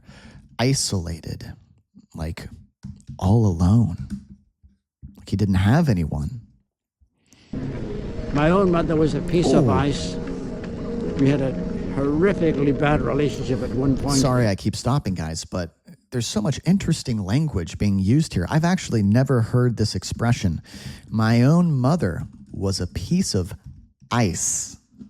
What do you guys think that means? Just take a second and think about that expression. I've never heard this before. My own mother was a piece of ice. Okay? You can probably guess what that means without me explaining it, right? Ice is cold, right? If someone is cold to you, then they don't treat you warmly. They don't treat you with warmth, right? They don't give you affection. There is no affection, no love, right? Wow, this poor guy. My own mother was a piece of ice. Very difficult woman, piece of ice. There was no physical contact. No touching. Very strange for an Irish woman. There was no hug, there was no kiss, there was no nothing. It was, I do remember when at that school I was at when I was 4 years of age, there was another kid that after school I went to his house and his mother was all over him, right? And I can even feel this very day, that feeling, I wish she was my mother. His and then mom was all over him. Now, usually we use this in kind of a romantic sense, right? So it's used a little differently in this video. Usually it's more of a romantic thing. Oh, he was all over her, meaning he was touching her, hugging her, kissing her. She was all over him. She was touching him, hugging him, kissing him, right? In this context, in this situation, it's used a little differently. He's jealous because his friend's mom was showing him physical affection, showing him touch, and his own mother is a piece of ice, right? She wouldn't have any physical contact with him. About some British English guy who's disappeared or in jail in India or Thailand, and the parents fly over there. Yeah. When I came back from America, I stepped off the plane. I've never been met at any airport in my life by anybody. God. And I know in my heart I could have been taught in certain things. The other thing I might tell you, Chris, is I've always had a dawn for writing. Always had a dawn for something. A dawn for writing, meaning basically he's always been a good writer. He has a talent for writing, right? Now, I don't see this used very much, a dawn for something. I'm not really certain, actually. It might be an older expression, could be an Irish thing. I don't know. But I haven't seen that used very much, a dawn for writing. And I wrote 2 plays, which I'm very proud of, and they've been sitting there for 20 years. What do we call someone who writes plays? We call them a playwright. But look at the spelling, right? We do not call them a playwright. You see how we spell right? Look, it's incorrect. English can be frustrating sometimes. I don't know why it's playwright and not playwright. You know, the spelling is a little different. But anyway, someone who writes plays. He says they've been sitting there for 20 years. Maybe we could use an expression here. They've been collecting dust. Collecting dust, meaning sitting there idly, not being used, right? I've said recently that I make people laugh almost every day. I haven't made you laugh because I've been very serious, but I make people laugh every day without even trying. Like, I'm not trying to be, and I said, this is my greatest asset. My greatest asset. What is an asset? An advantage, a strength, something that serves you well, something that really benefits you. The only contribution is complete strangers that I talk to. They crack up laughing sometimes. Crack up laughing. If you crack up, you are laughing hard, right? Okay, so he's got a good sense of humor. And yes, this has been a very serious conversation, but you can kind of tell, right? He's got a good sense of humor underneath that serious outer layer, kind of like an onion, right? His outer layer maybe is very serious, but inside he's quite funny. Yes, I mean, these people are wondering, who is this famous guy? It's going to take his picture. You know, I don't have a bitterness, but I could have, but I don't have it. And you've been very friendly and gracious to me and kind, and I appreciate that, James. That says a lot about your character. It says a lot about your character, right? But there are times when you do feel low, you know. Wow, look at him. Good pictures. Really good photography, right? Huh. Interesting. He's an interesting guy with a lot of layers, you can tell. Great video from this channel, Model Strangers. If you guys like this, there's tons of videos on the channel like this. Let's take a look at some of the comments here. That man has 22 years of pent-up conversations he couldn't have with a friend. Thank you for giving him this, and thank you for allowing us to be a part of the journey. I'm speechless. Pent-up conversations. If something is pent up, then it's inside and it wants to get out, but it can't get out, right? Meaning that this guy has been wanting to have this conversation for so many years, but he didn't have anyone to converse with, right? The tragedy of life is not that it ends so soon, but that we wait so long to begin it. Good quote there. Meaning the saddest thing about life is not how short it is, but that we wait so long to start really living, truly living, right? Shows you how even the most random and quiet person standing by is going through a whole different world of experiences. It's another good comment. Just highlighting, you never know what someone is dealing with and going through, right? Guys, In mythological ancient Greece, soaring above Crete on wings made from wax and feathers, Icarus, the son of Daedalus, defied the laws of both man and nature. Okay, so there are going to be some difficult vocabulary words. That's okay. We can break them down. We have these two characters, right?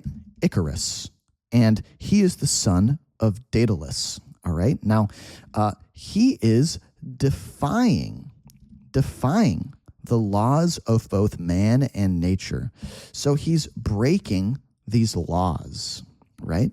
He is going against these laws.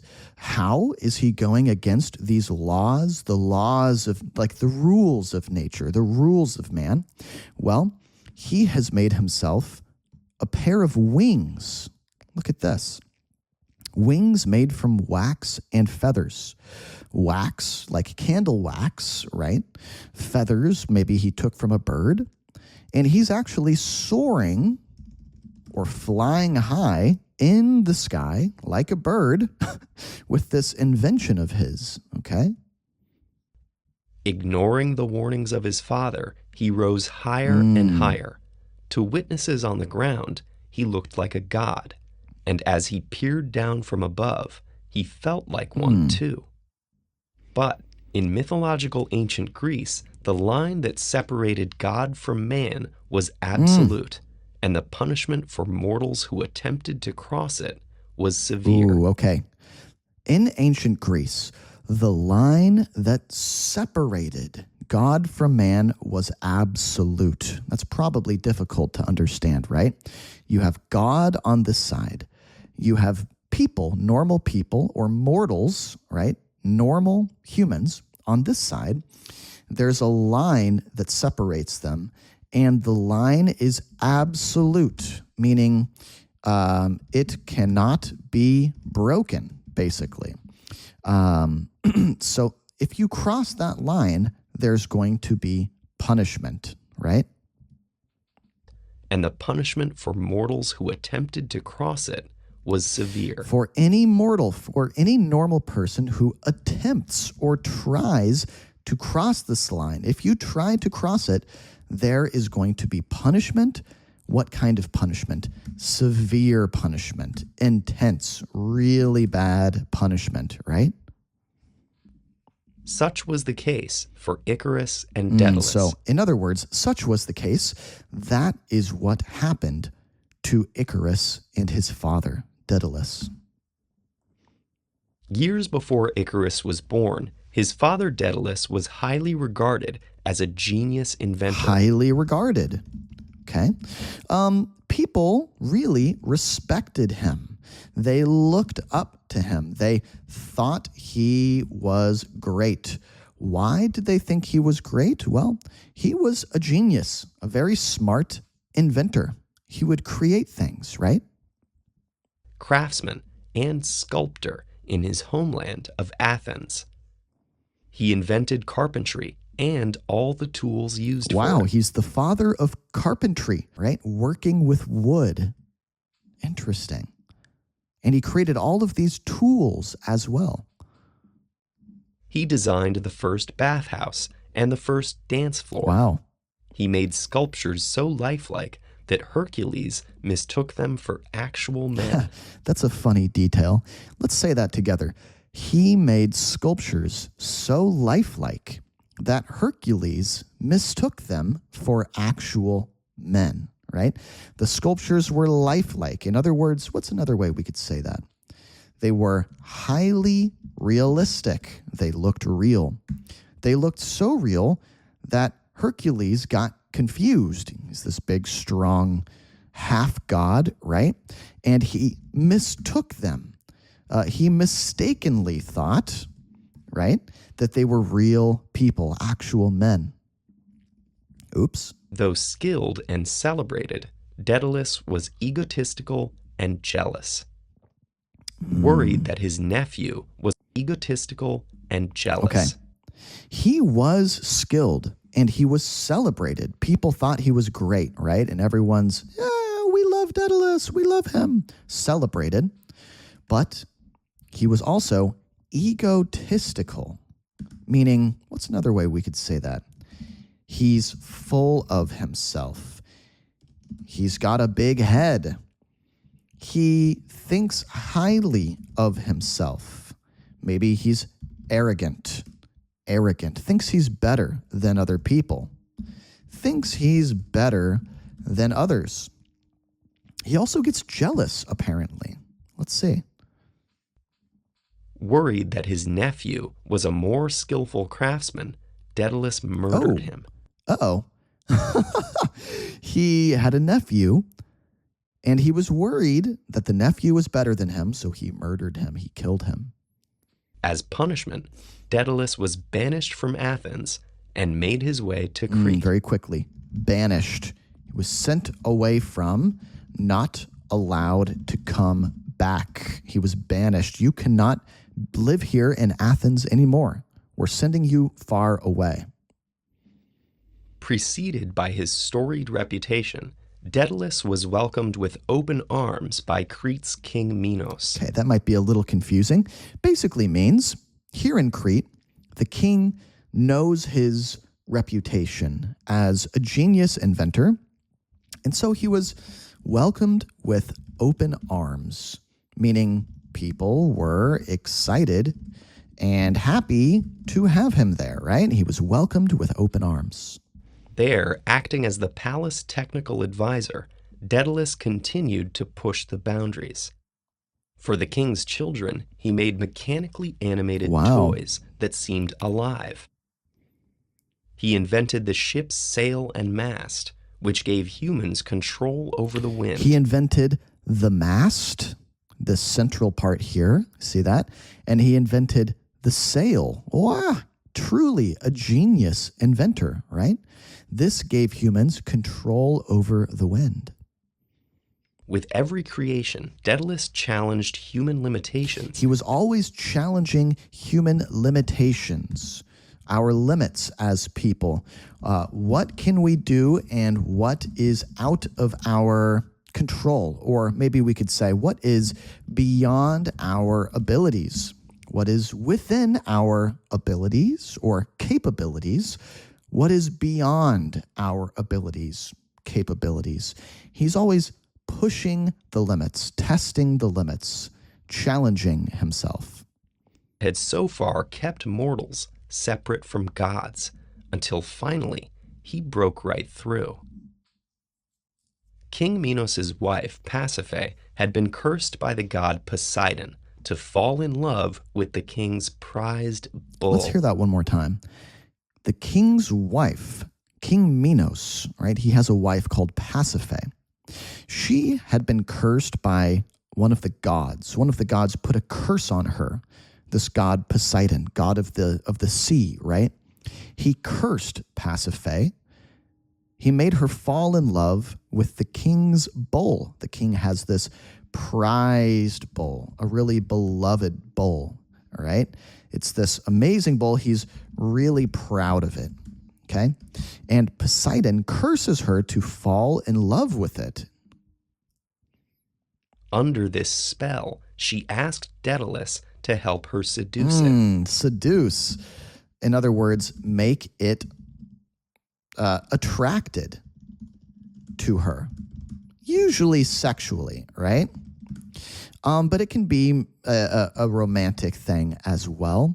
She's saying, hey, Daedalus, can you help me think of a way to make this bull into me, make it attracted to me, make it interested in me?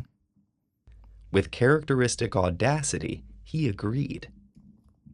Daedalus constructed a hollow wooden cow, so realistic that it fooled the bull. With Pasiphae hiding inside Daedalus's creation, she conceived and gave birth to the half-human, half-bull Minotaur. Oh, no. Okay, so... This, of course... Greek mythology is really, really interesting, isn't it, guys? It can be pretty intense. So Pasiphae, she has the child of the bull. She conceived, meaning got pregnant, and gave birth to a half-human, half-bull. It's called a minotaur, right? It's got like the body of a big, strong man. It's got the head of a bull. It's a monster. Minotaur, half man, half bull. Very scary monster from Greek mythology. Half human, half bull, Minotaur. Minotaur. This, of course, enraged the king, who blamed Daedalus for enabling such a horrible perversion of natural law. Okay. Yeah, naturally, of course, the king is angry about this. His wife has been with the bull and given birth to a half-bull child. And now King Minos is, of course, angry with Daedalus for enabling, helping something to happen, right? Enabling such a horrible perversion of natural law. Perversion of something is making something healthy unhealthy, right? Sort of twisted. It's a twisting this natural law in an evil way. So I think rightfully the king is angry with Daedalus. He's like, dude, why did you help my wife get with the bull and have a bull baby? That's a crazy thing to do. I'm not sure I blame him. I agree with King Minos here. As punishment, Daedalus was forced to construct an inescapable labyrinth. Okay, so Daedalus has some punishment here, right? What was he forced or made to do? He was made to construct, what's a different way we could say that? Build an inescapable labyrinth. A labyrinth. A maze. You guys see this maze? Now it's inescapable. You guys probably know what that means, right? You cannot escape from it.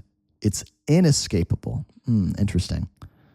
Beneath the palace for the Minotaur. Okay, so the king is like, you have to solve this problem. You made your bed. Now you have to lay in it. Right? You created this problem. Now you have to deal with this problem. There's this massive labyrinth, this massive maze, huge maze beneath the palace where the king lives. And King Minos says, you got to make sure this Minotaur can never escape. Wow. When it was finished, Minos then imprisoned Daedalus and his only son Icarus within the top of the tallest tower on the island. Okay, so that wasn't the end of his punishment, right? After the maze was finished, the king imprisoned Daedalus and his son Icarus in this really tall tower. So the king was really upset, right? Where they were to remain for the rest of their lives. The rest of their lives. But Daedalus was still a genius inventor. Right. While observing the birds that circled his prison, the means for escape became clear. The means for escape, a way to escape, became clear to him. He had an idea. He and Icarus would fly away from their prison as only birds or gods could do. Using feathers from the flocks that perched on the tower and the wax from candles, Daedalus constructed 2 pairs of giant wings. Pretty good inventor. He took some wax, he took some feathers from all the birds that are circling around the tower, circling around. He constructed, he crafted, he made, created, right? 2 pairs of giant wings. 1 pair has 2. So there's 2 pairs. There's 4 wings total. As he strapped the wings to his son Icarus, he gave a warning. Flying too near the ocean would dampen the wings and make them too heavy to use. If you get too close to the ocean, if you get too low, that could dampen the wings, make them wet. They're going to get wet. If you fly too low, they'll get too heavy, you will sink, right? Flying too near the sun, the heat would melt the wax, and the wings would disintegrate. Okay. However, there's another issue. You can't fly too high either. If you fly too close to the sun, the wings, they're going to melt. They're going to disintegrate. Really great $10 word there. Basically means come apart, fall apart. Okay? Disintegrate. Some great words here. In either case, they surely would die. Both are bad. Therefore, the key to their escape would be in keeping to the middle. Stay in the middle. Don't go high, don't go low. With the instructions clear, both men leapt from the tower. They jumped. They were the first mortals ever to fly. While Daedalus stayed carefully to the midway course, Icarus was overwhelmed with the ecstasy of flight. Okay. So his dad, Daedalus, he's doing a good job of staying in the middle. He's not going too high. He's not going too low. He's just holding it right in the middle. Icarus, look at this sentence here. Say it with me. Icarus was overwhelmed with the ecstasy of flight. He was overwhelmed. His senses were flooded, right? He couldn't handle how ecstasy he feels. What is ecstasy? Extreme ecstasy, extreme happiness. If you feel so good, that is ecstasy, right? So he's overwhelmed by ecstasy. Ecstasy overwhelms him. It takes him over. In other words, he's super happy. He's having a great time. It feels so good to fly. Maybe he's going to make a poor decision here. And overcome with the feeling of divine power that came with it. Divine power. He's feeling like a god. Like a god, right? Divine power. He's feeling so powerful. Daedalus could only watch in horror as Icarus ascended higher and higher, powerless to change his son's dire fate. When the heat from the sun melted the wax on his wings, Icarus fell from the sky. Just as Daedalus had many times ignored the consequences of defying the natural laws of mortal men in the service of his ego, Icarus was also carried away by his own hubris. Great word here. Hubris. Icarus was carried away by his own hubris, his own ego, his own arrogance, right? So, it's a bit like father, like son here. Daedalus really struggles with his ego, with having a big head, right? With thinking that he's better than everyone else. Looks like his son also got carried away with hubris, with his ego, with arrogance. He thinks nothing bad could ever happen to him, and he makes a terrible mistake. In the end, both men paid for their departure from the path of moderation dearly. Tough sentence. In the end, both men paid for their departure from the path of moderation dearly. Okay, the path of moderation, basically meaning not too much, not too little. Just take it easy, right? Don't have any extreme behavior. That's the path of moderation. Well, both of them departed from that path, meaning they wanted more and more and more. And because of that, because they left that path of moderation or departed from that path, because they chose to do that, they paid dearly. They paid dearly. They paid a huge price, right? There were big consequences, in other words. Icarus with his life and Daedalus with his regret. That's how they paid. Icarus with his life and Daedalus with his regret. Okay, so what is the lesson, the moral here of this story? I'm going to teach you guys a funny English expression. Don't get too big for your britches, okay? Britches is an old-fashioned way to say pants. And if someone is too big for their britches, that means they're a bit arrogant. They have a big ego. They think they're the best. They think they're better than you, right? So that's the moral of this story, right? Know your place. Don't think that you can be a god, because there might be punishment for having so much hubris right here. Something is lurking in the water. I love it already. Something is lurking in the water. Say that with me. Something is lurking in the water. What is this word lurking? Kind of means hiding, creeping around. Maybe it's waiting to attack, waiting to try and eat you. Lurking. Ooh, something is lurking in the water. Do you see it? Oh, God. Oh, my gosh. This whale just surfaced or came to the surface right next to this diver right here. Oh, that was a close call. A close call, meaning he almost got what? Got swallowed up by the whale. That's probably my worst nightmare of all time.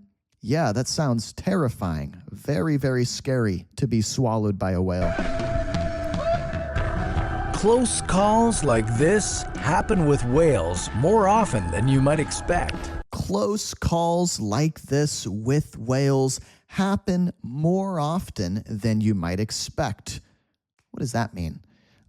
In other words, you might not think that this is a problem. People getting swallowed by a whale crashing into somebody. You might think that never happens, right? That would never happen. But apparently, you know, according to this, it happens more than you might guess, more than you might expect. Okay, how often? And although the people in these videos got away relatively unscathed, there's no denying that they were just meters away from being a whale's lunch. Okay, so the guy is saying no one got hurt in this video. Nobody got too hurt. He said everybody in this video got away relatively unscathed. Ooh, that's kind of difficult, right? Let's take a look at this. Relatively means pretty much, or maybe basically, okay? Relatively unscathed. Unscathed means unhurt, okay? So nobody got that hurt. Maybe somebody got a little hurt, but not too bad, right? Relatively unscathed. Whew. But what would happen if they hadn't been so lucky? Could a human body survive being swallowed by a whale? Could a human body survive being swallowed by a whale? And has it ever happened? Has it ever happened before? Huh. This is what if. And here's what would happen if you were swallowed by a whale. This YouTube channel called What If is exactly what I love most about YouTube. These hypothetical videos, right? What if this crazy thing happened? Hypothetical just means a what if scenario or situation, like what if this were to happen? We can see a giant whale lurking under the surface of the water, lurking there. If you've never seen a whale up close, it's hard to comprehend just how monstrous they can really be. Let's try shadowing this. Say with me or pause and repeat, okay?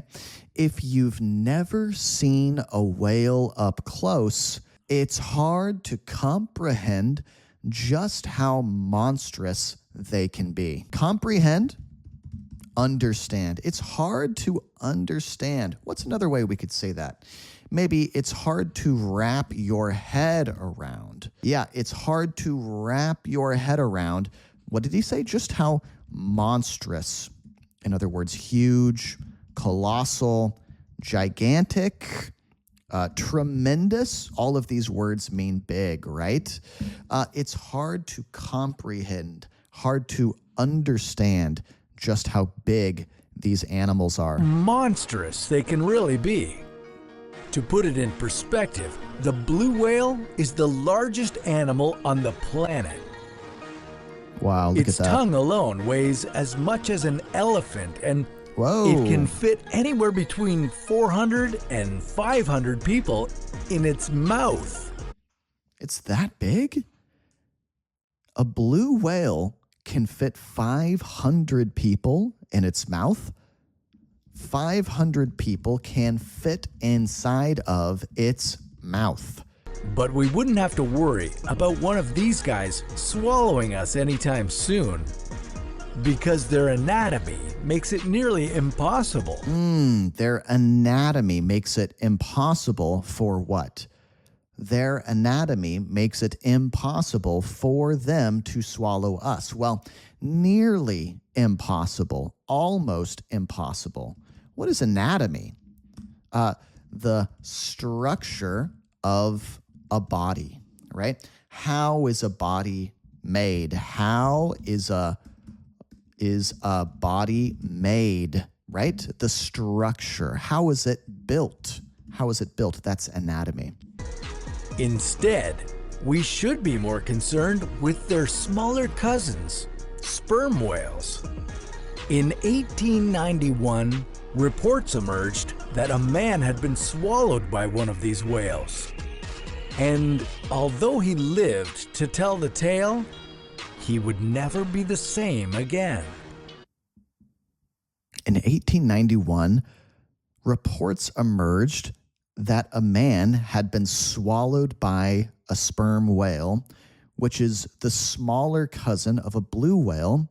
And although he survived, even though, in other words, he would never be the same again. So he was changed. Why did this change him? How was he changed? According to the story, James Bartley was swallowed when a whale attacked his ship, and he wasn't retrieved until the following day. Okay, so a whale attacked this guy's ship, and he wasn't retrieved until the following day, until the next day. They got him back the next day, right? Retrieve is to get something back, right? Okay, like maybe if you throw a bone, your dog will run, grab the bone, bring it back. It will retrieve the bone, right? When the crew found and killed the whale, they quickly brought it on board their ship and cut it open, revealing an unconscious but very alive James Bartley. There's no way. Is this a true story? A whale attacked his ship, swallowed him. They caught the whale. They cut open the whale's stomach. They cut open its stomach, revealing what? Showing us something that was hidden, right? Revealing an unconscious but very alive James Bartley. So he was unconscious. He was not awake, right? He was knocked out, in other words, knocked out. Sometimes we can say knocked out cold. If you're really knocked out, completely knocked out, we can say knocked out cold, right? His face and arms were bleached white. So very, very white. Of course, yeah, he was not looking good. And he was blind, all thanks to the stomach acids of the whale. What? Oh my God, he survived? He lived through that? So his skin was bleached, meaning drained of all color, bleached white, so it looked really white. And he was blind, meaning he could not see. Why? Because of the stomach acid of the whale. Ooh, what a nightmare. However, as the years went by, people started poking holes in this story. However, as the years went by, people started poking holes in this story. Poking holes in a story, meaning what? How could we say that a different way?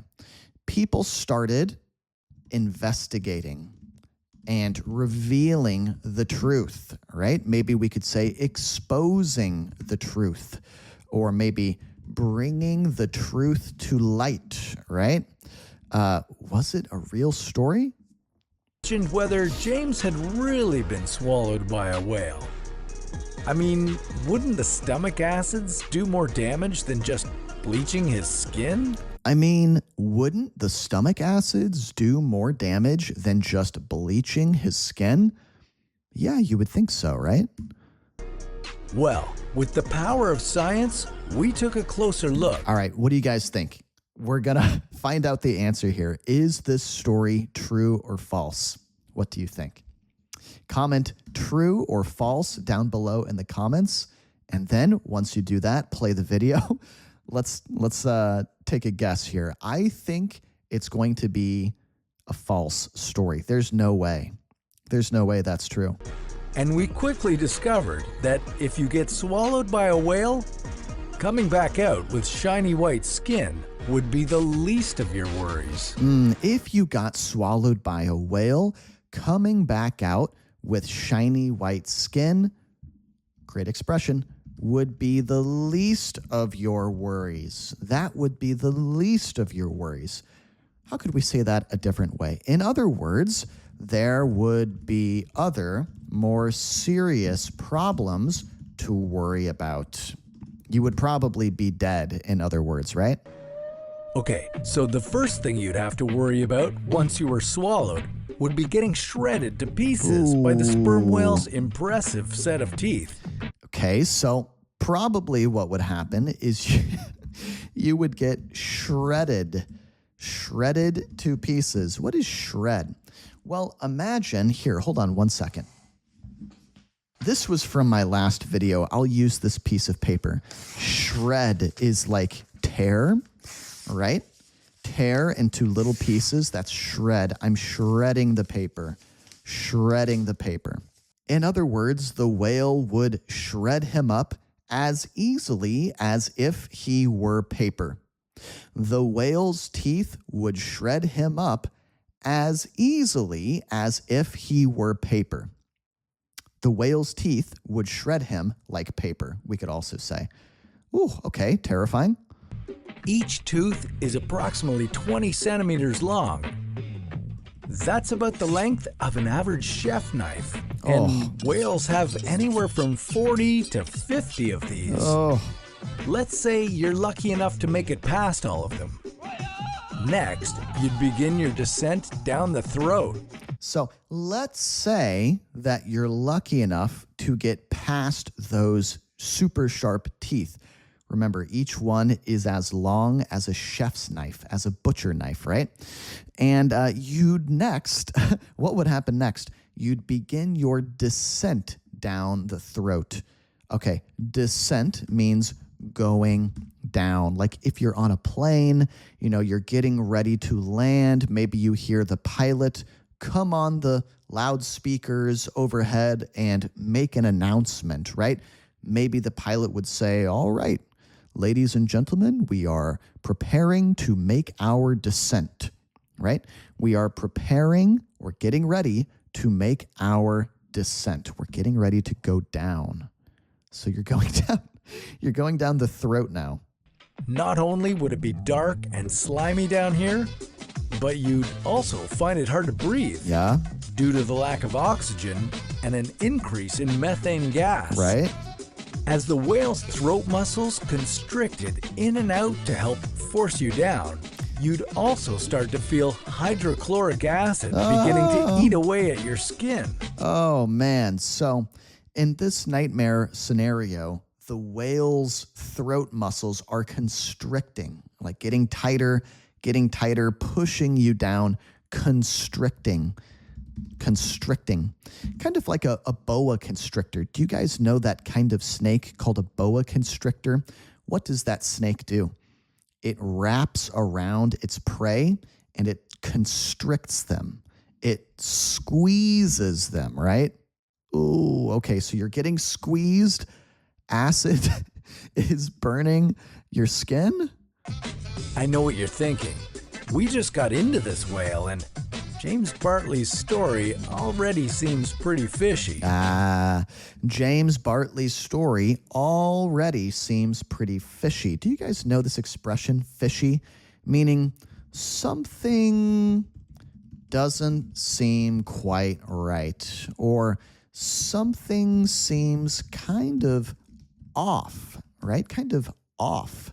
Something's weird about this story. Well, you're not wrong, but what would be the fun in stopping now? So next, you'd be dropped into the first and largest of the whale's 4 stomachs. Oh my God, there's 4 stomachs? 4 stomachs. You'd probably be in there for a while, but on the bright side, you might have some light in the form of a bioluminescent squid or two being noshed on after your arrival. Sperm whales love neon flying squid. You'd better enjoy this brief light show because after this, you'd just be tossed from one stomach to the next, with the acids breaking down almost all of your body until you're just a bunch of bones being unceremoniously ejected from the whale's anus. Oh, you would be tossed from one stomach to the next, from one to the next to the next, until what? Until you were unceremoniously ejected. That's probably tough to understand. Unceremoniously means in a rude way, right? In not a nice way. And then ejected, shot out of, right? So you will be, you would be shot out of the whale's anus, where poop comes out of. You would be shot out of the whale's anus in not a nice way, right? So you would be unceremoniously ejected, okay? A bunch of bones, yeah. So this story is really sounding fishy, isn't it? So yeah, it's pretty safe to say that there's no way you could be swallowed whole by a whale and live to tell the tale. Sorry, James. You may have been able to fool people in the 1890s, but we're on to you now. You may have been able to fool people back in the 1890s, but we're on to you now. What does we're on to you mean? That means we know what you're up to. We know you're trying to get away with something. You're trying to fool everybody, right? As vast as they are and as monstrous as they might seem to us, whales actually have no interest in eating humans. And if they could talk, they would probably make a point of telling us that. Okay, that was a fun video. One night in the summer of 1904, a young woman named Anna Gray was laying in her bed in her second-story room in a bed and breakfast in Chicago, Illinois. Okay, there are a lot of details already. It's the summer of 1904, right? There's a girl named Anna. Hey, that's my sister's name, by the way. And Anna is laying in her room in a bed and breakfast, kind of like a cute little hotel where you can spend the night and have breakfast served to you in the morning, right? And where is she? Did you guys catch that? This is going to be really good listening comprehension practice. I'm going to be talking with you throughout the video and asking you questions. Did anybody catch or hear what city she lives in, or is staying in, at least?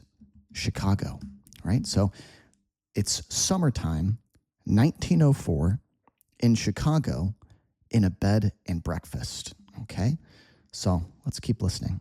She couldn't sleep. She couldn't really tell why she couldn't sleep, but You know, her stomach was kind of upset from the mince pie she had eaten earlier, and it was kind of, you know, her stomach was rumbling around, and so maybe that was why. And also, you know, the air in the room was very stuffy, you know, there wasn't any circulation, and so she's just laying in silence as her stomach is growling, and it was very uncomfortable. And so...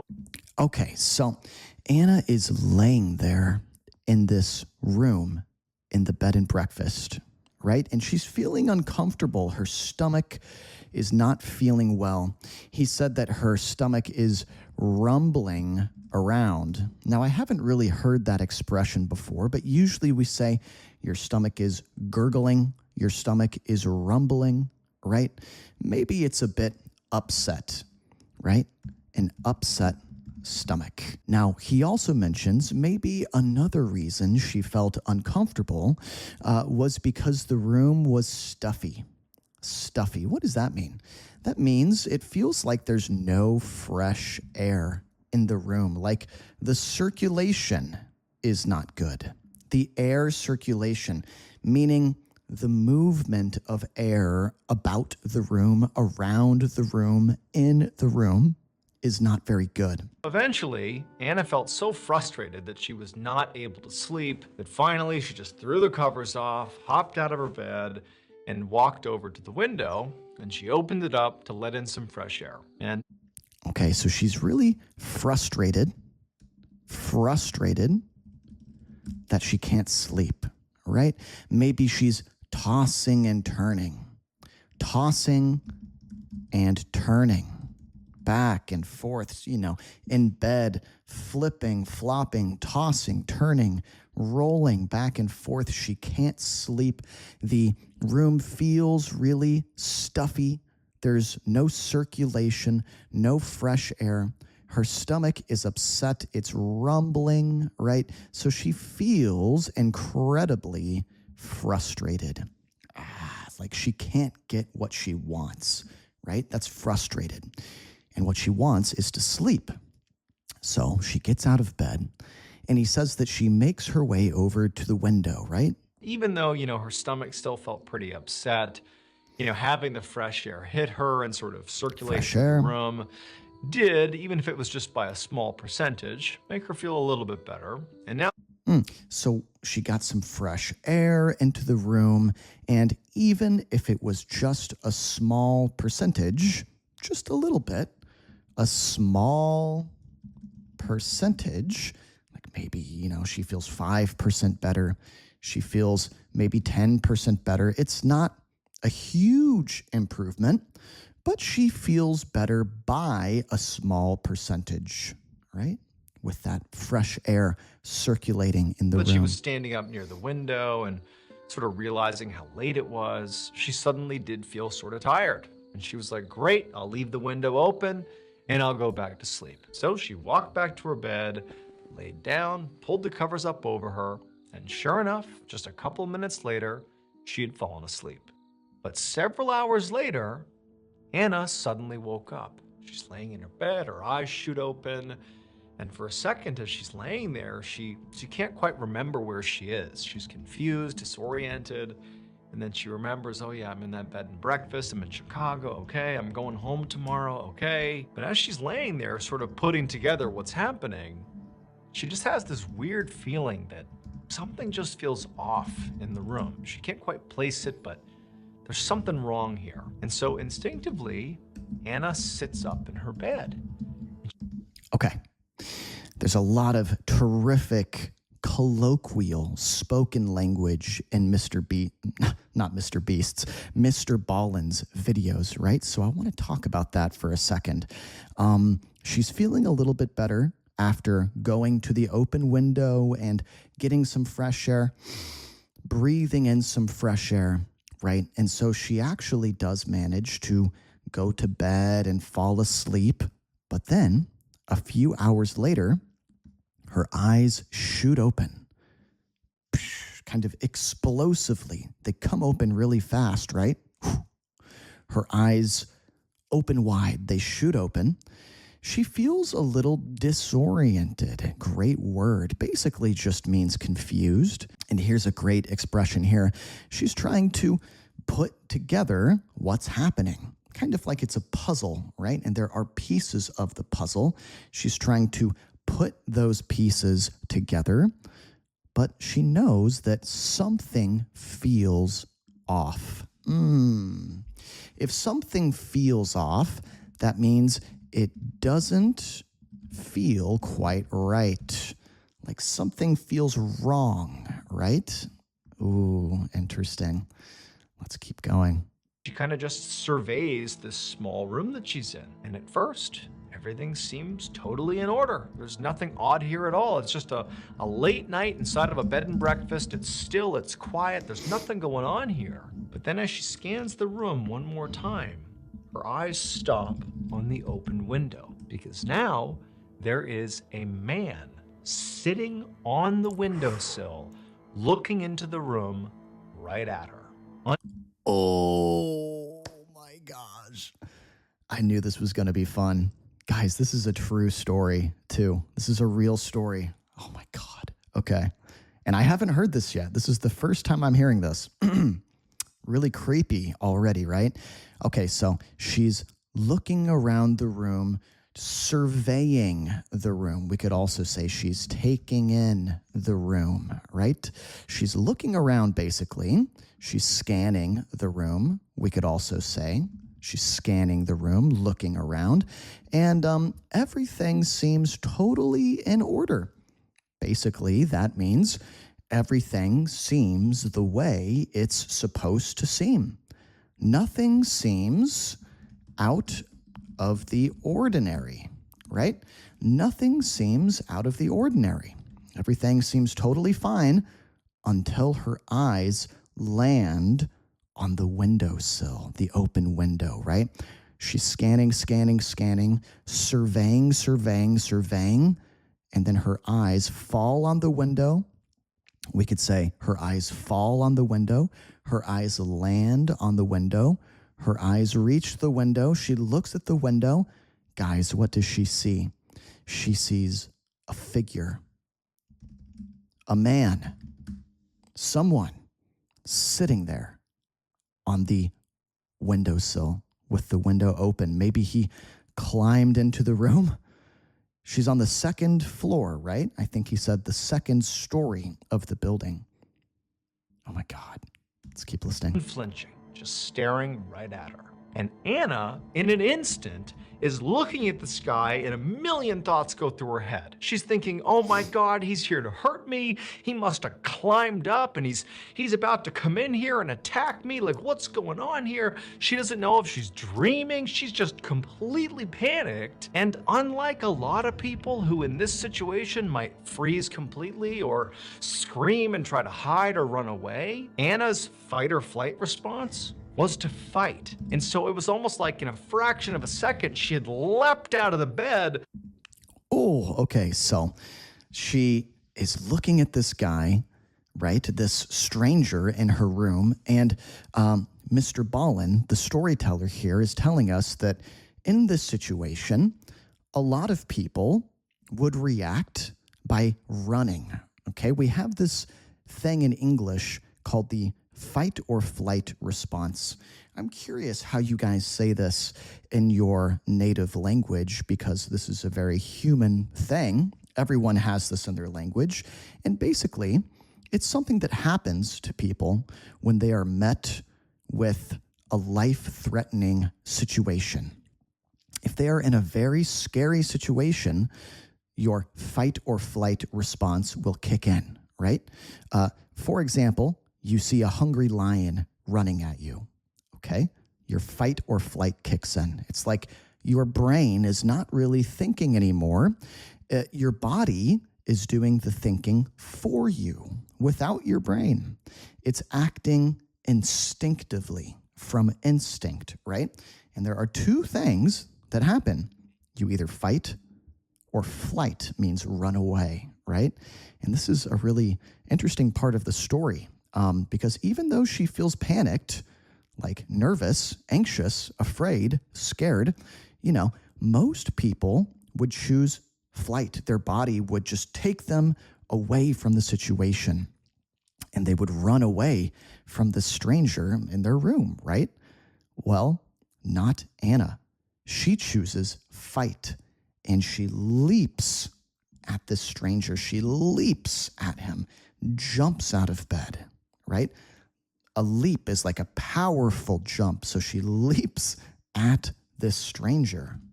What's going to happen next? To confront this man, this stranger in her room. But the man, as soon as she jumped up, he didn't budge. He's just sitting there staring at her.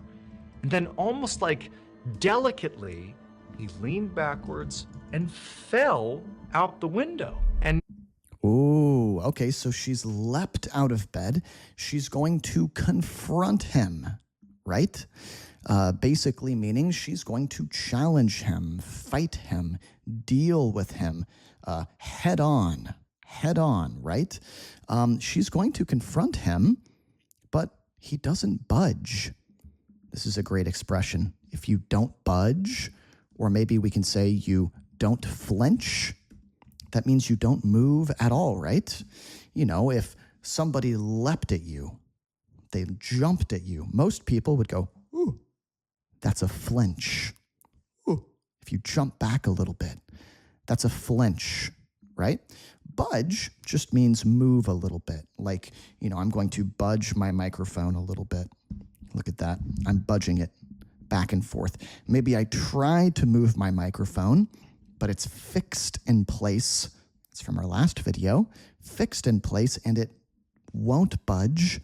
It won't budge, or it doesn't budge. Doesn't want to budge, right? Okay, so then this guy, this stranger, he doesn't flinch. He doesn't budge. He just kind of delicately leans back, and he falls backwards out the window, almost gracefully, almost carefully, right? That's what delicately means. If you pick something up delicately, I'm going to pick up my watch very delicately. I don't want to break it, right? So I'm going to be slow and careful. I'm going to set it down delicately in a slow, careful way. So in that way, this guy tumbles backwards. Well, maybe tumbles isn't a good word. Tumbles is a little bit clumsy. Like maybe I'm walking, I trip, I tumble down onto the ground. He falls gracefully, right? So we maybe shouldn't say he tumbles, but he falls backwards out of the open window.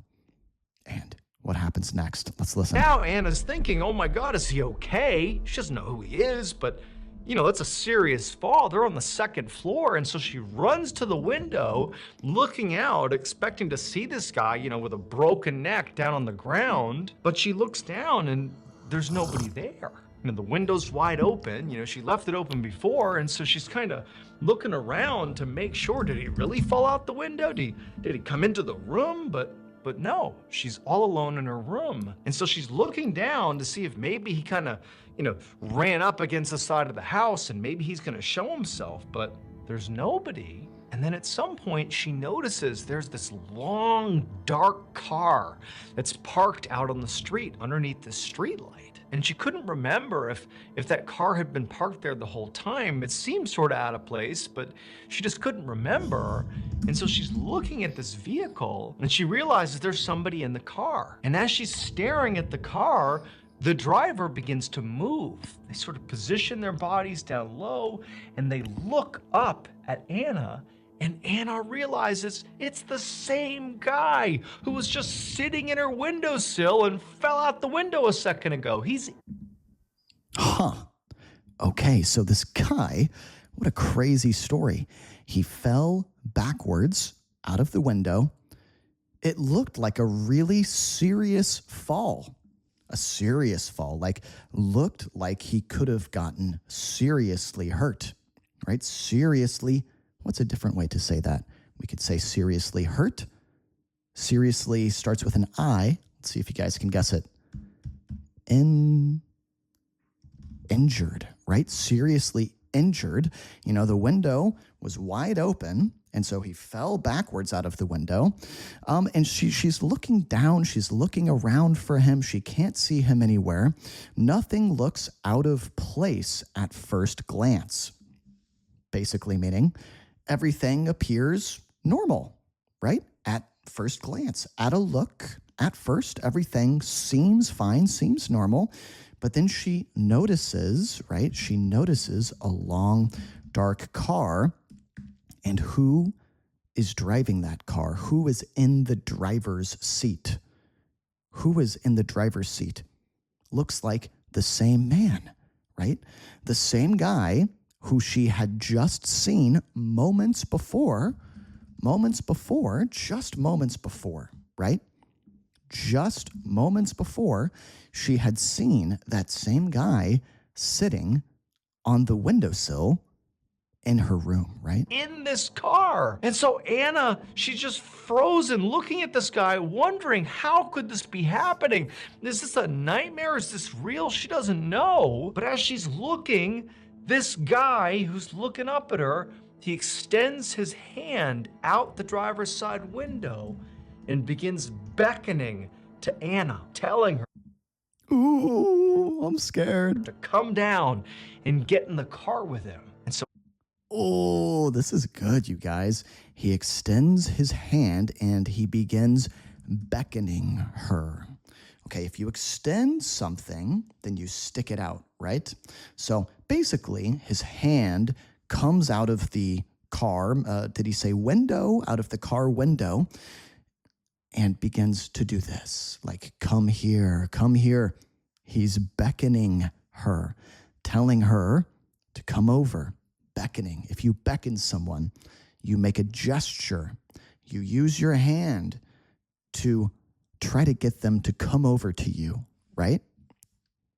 What's going to happen next? Anna, she's seeing this, and she's also realizing the car he is in is a hearse. And so she is just beyond terrified, and instinctively she just jumps back, slams the window, and sort of just pretends like this can't be happening. Like this. Okay. One extra detail here. Here's a great word to know, guys. The car, remember they mentioned this long, dark car that was parked outside that this stranger is driving? It's not just any car. It's a hearse. What's a hearse? It's a kind of car used to transport coffins. Coffins. And what's a coffin? There's a dead body inside, right? So maybe to or from a funeral home, right? You might see a hearse driving to or from a funeral home, and maybe, just maybe, there could be a dead body inside that car. It's not real. But then after a couple of seconds, she's thinking, I gotta make sure I know where this guy is, where he's gonna go next. And so she goes right back to the window to see what he's doing. But now the hearse, the man, they're gone. And so Anna remained at this window for quite a while, just looking out the window, just making sure this guy really was gone. Because again, she just doesn't know, like, was this real? Am I imagining things? Am I going wants to crazy? make sure.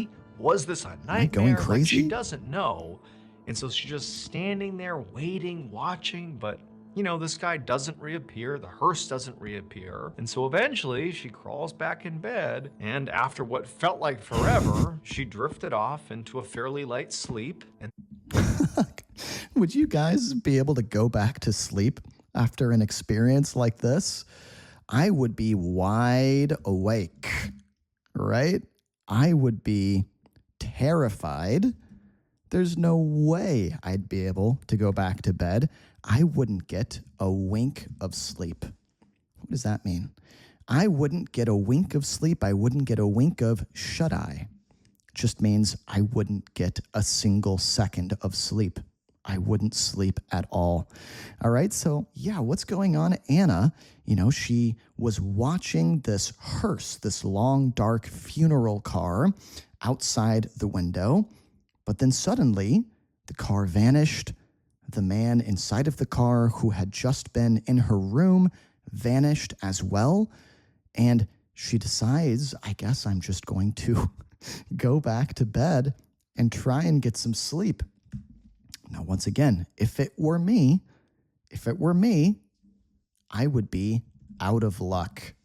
there's no way I'd be able to go back to bed. I would be totally wired. What does that mean? Totally wired. Sometimes we use this when we're talking about, you've had a lot of caffeine, right? I had 2 cups of coffee this morning, 3 cups of coffee. I'm totally wired. Just means you have a lot of energy, you're awake. But I think we can use it in this situation too, because if it were me, I would be sitting there completely wired, unable to go back to bed. How about you guys? Let me know in the comments. And before long, she opened her eyes again and sunlight had filled the room. She had survived the night.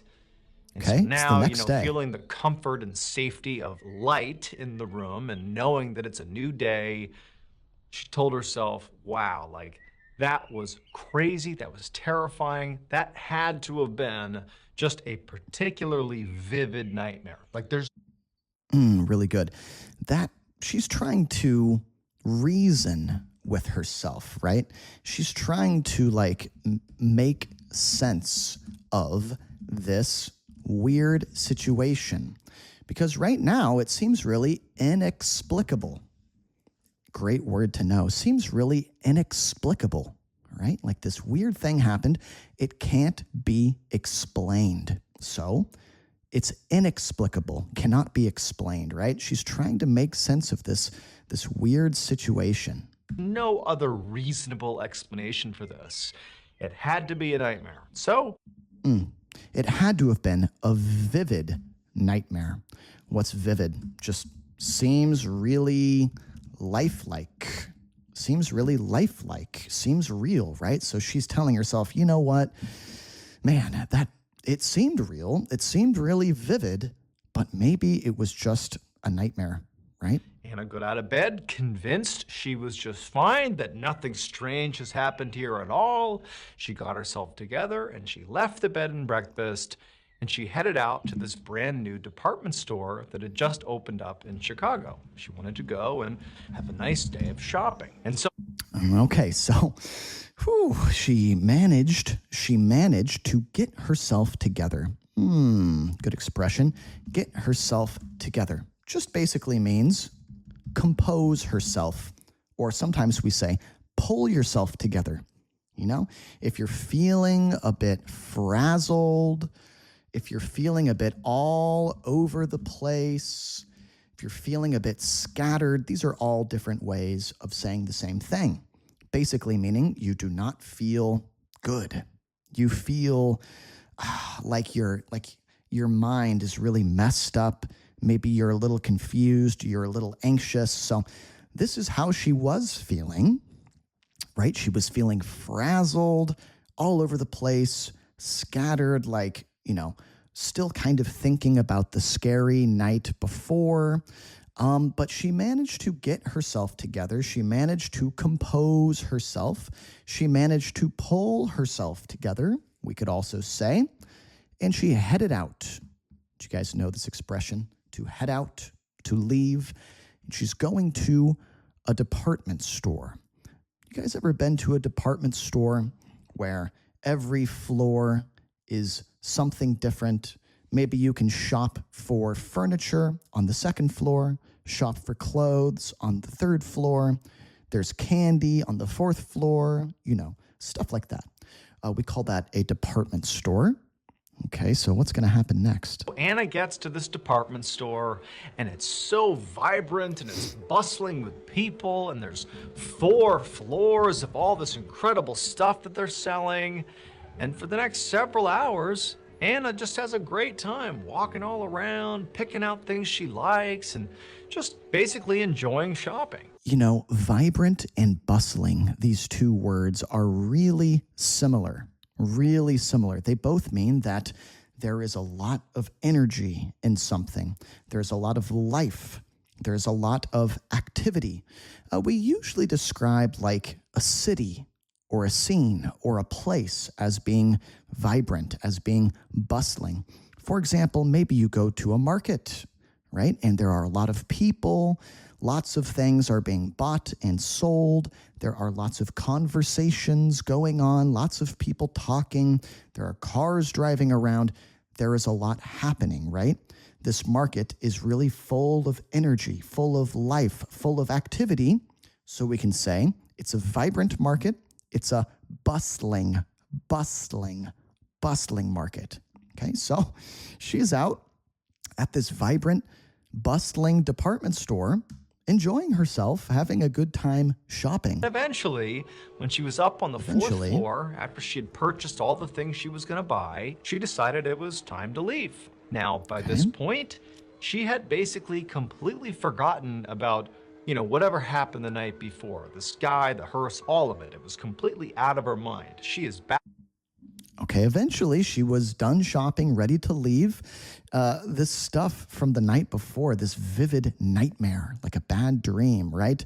Of the hearse and the stranger in her room. She has completely forgotten about this. Back to normal. And so she makes her way over to the elevator to go down to the first floor. And so she hits the button and she's waiting and waiting. And then eventually she hears a noise, a dinging sound, and the doors open up.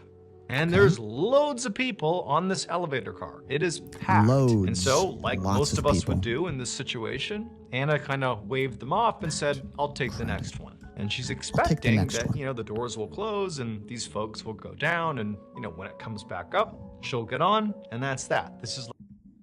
Okay, good. And that's that. So she goes over to grab the elevator, to get the elevator, to take the elevator down back to the first floor, right? The doors of the elevator come open. She sees that there are loads of people inside, lots of people. In other words, the elevator is packed, right? Super crowded. And she decides, okay, I'm not going to take this elevator. I'll wait for the next one. And that will be that. That will be that. What does that mean? Just means case closed. Case closed. That's all there is to it. That will be the end of that. And I won't have to worry about it anymore. Problem solved, basically. Problem solved, okay? Not a big deal at all. She's not even thinking about it. Just go ahead. But the doors don't close. And instead, as she's kind of, not really looking over in their direction, she hears this voice come out of the elevator car. And it's this kind of rude tone. It's a man's voice. And he calls out, "One more," like demanding that Anna get in there. Like, what are you doing? You're holding up the car. And okay, so a voice calls out from inside the elevator saying, "One more." It's a very rude tone, right? The tone of voice, the feeling in the way he said that was very rude. It was very demanding. Do you guys know this word, demanding? Like you're sort of ordering people around, like, I'm the boss of you. You need to do this. You need to do it right now. We call that being demanding, right? So she was going to wait for the next elevator, but someone from inside is being very demanding and with a rude tone tells her, come on, one more, one more. I've got a bad feeling about this. Anna was kind of taken aback by whoever was kind of barking this order at her. And she turned around and she looked into the elevator car and she couldn't really tell where the voice was coming from. But then eventually she noticed it was coming from the guy who operated the elevator car. The elevator was manual. There was somebody who literally moved the car up and down. And she kind of didn't see the guy's face at first, but eventually, when the guy kind of poked his head through and looked at her, confirming that, yeah, I'm talking to you, get in the car, she realized the elevator car operator was the man in the hearse that she had seen in her windowsill. It was the same guy. Whoa. Okay, so the elevator operator, okay? If you operate a piece of machinery, then you are making it work. You are making it go, right? The elevator operator is the same guy that she saw the previous night, the night before, the guy from the window, the guy from the hearse. So she was really taken aback by his barking these orders at her. Sometimes if someone is yelling or being loud, they have this rude or demanding tone, we can say that they are barking, kind of like a dog barks, right? If I say, get over here, come here, in a very loud way, in a rude way, that's like me barking at someone. So when he did this, she was taken aback. Kind of an old expression, meaning a little bit surprised. She was surprised by this, right? Okay. Oh my God, you guys, it's the same guy from the night before. The elevator operator, the guy operating the elevator, is the same person. And so Anna is so horrified, she gasped out loud and just was like, no, I'm not going in there, no. And so all the folks that are in the elevator car, they do not know what's going on. And they're kind of looking around like, what's happening here? And the car operator continues to look out at Anna for a second. Then he just kind of scoffs at her like, fine. Then the doors close and the elevator disappears. And for Okay, so she doesn't end up going in the elevator. She says, no, get away from me. I know who you are. I've seen you, right? So she sees him. She gasps. She says no. And then he just kind of scoffs at her. This is a great word to know, scoffs. It's kind of a mean little laugh. Mean little laugh like this. Kind of scoffs at her like, really? Really? Okay.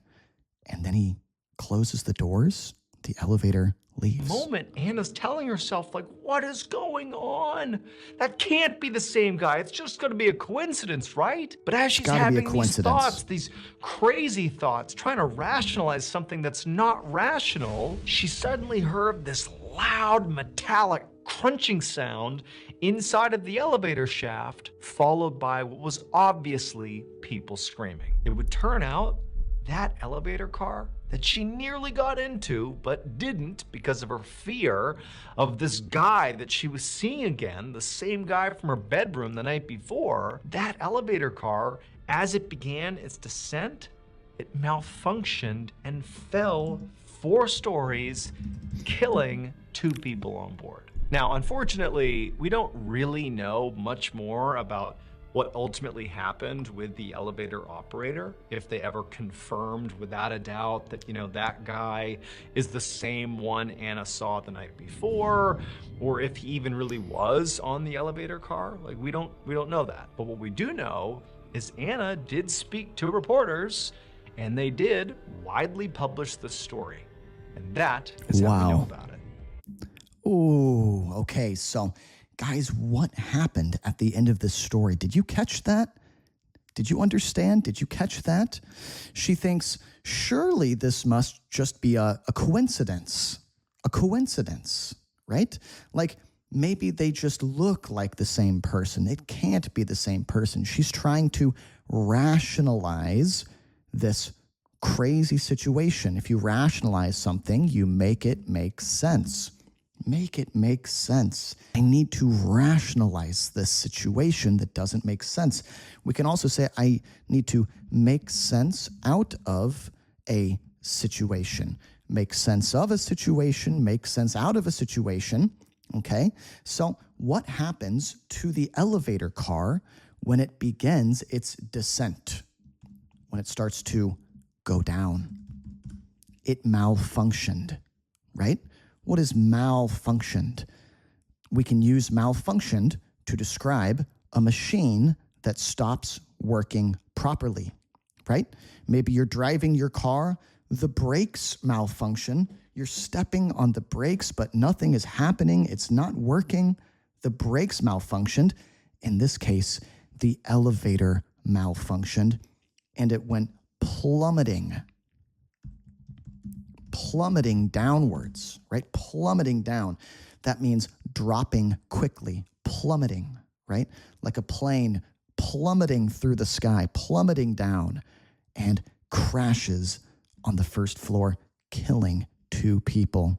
Apparently, this is a real story. And as we heard him say at the end of the video here, that woman, Anna, her story was never 100% confirmed, but You know, it was widely published. Widely published.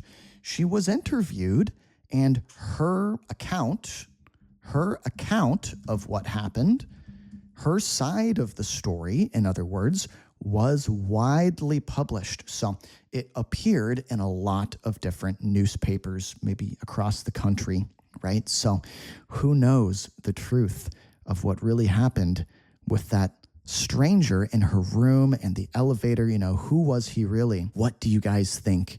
Did she really see him sitting there in her room that night on the windowsill? Did she really see that hearse, or was it all in her mind? Was she making it all up? Type I believe her or I don't believe her down in the comment section. Guys, I really enjoy making these listening practice videos, and once again, channel members are going to get a big, beefy PDF of this story with the full story and vocabulary and a self-study quiz. If you want to become a channel member, it's the only thing I will ever sell you, and it's only $1. I hope you guys enjoyed that story. I certainly enjoyed recording it. That was pretty scary, and I hope you have a wonderful Halloween if you celebrate it. All right, I'll see you guys next time.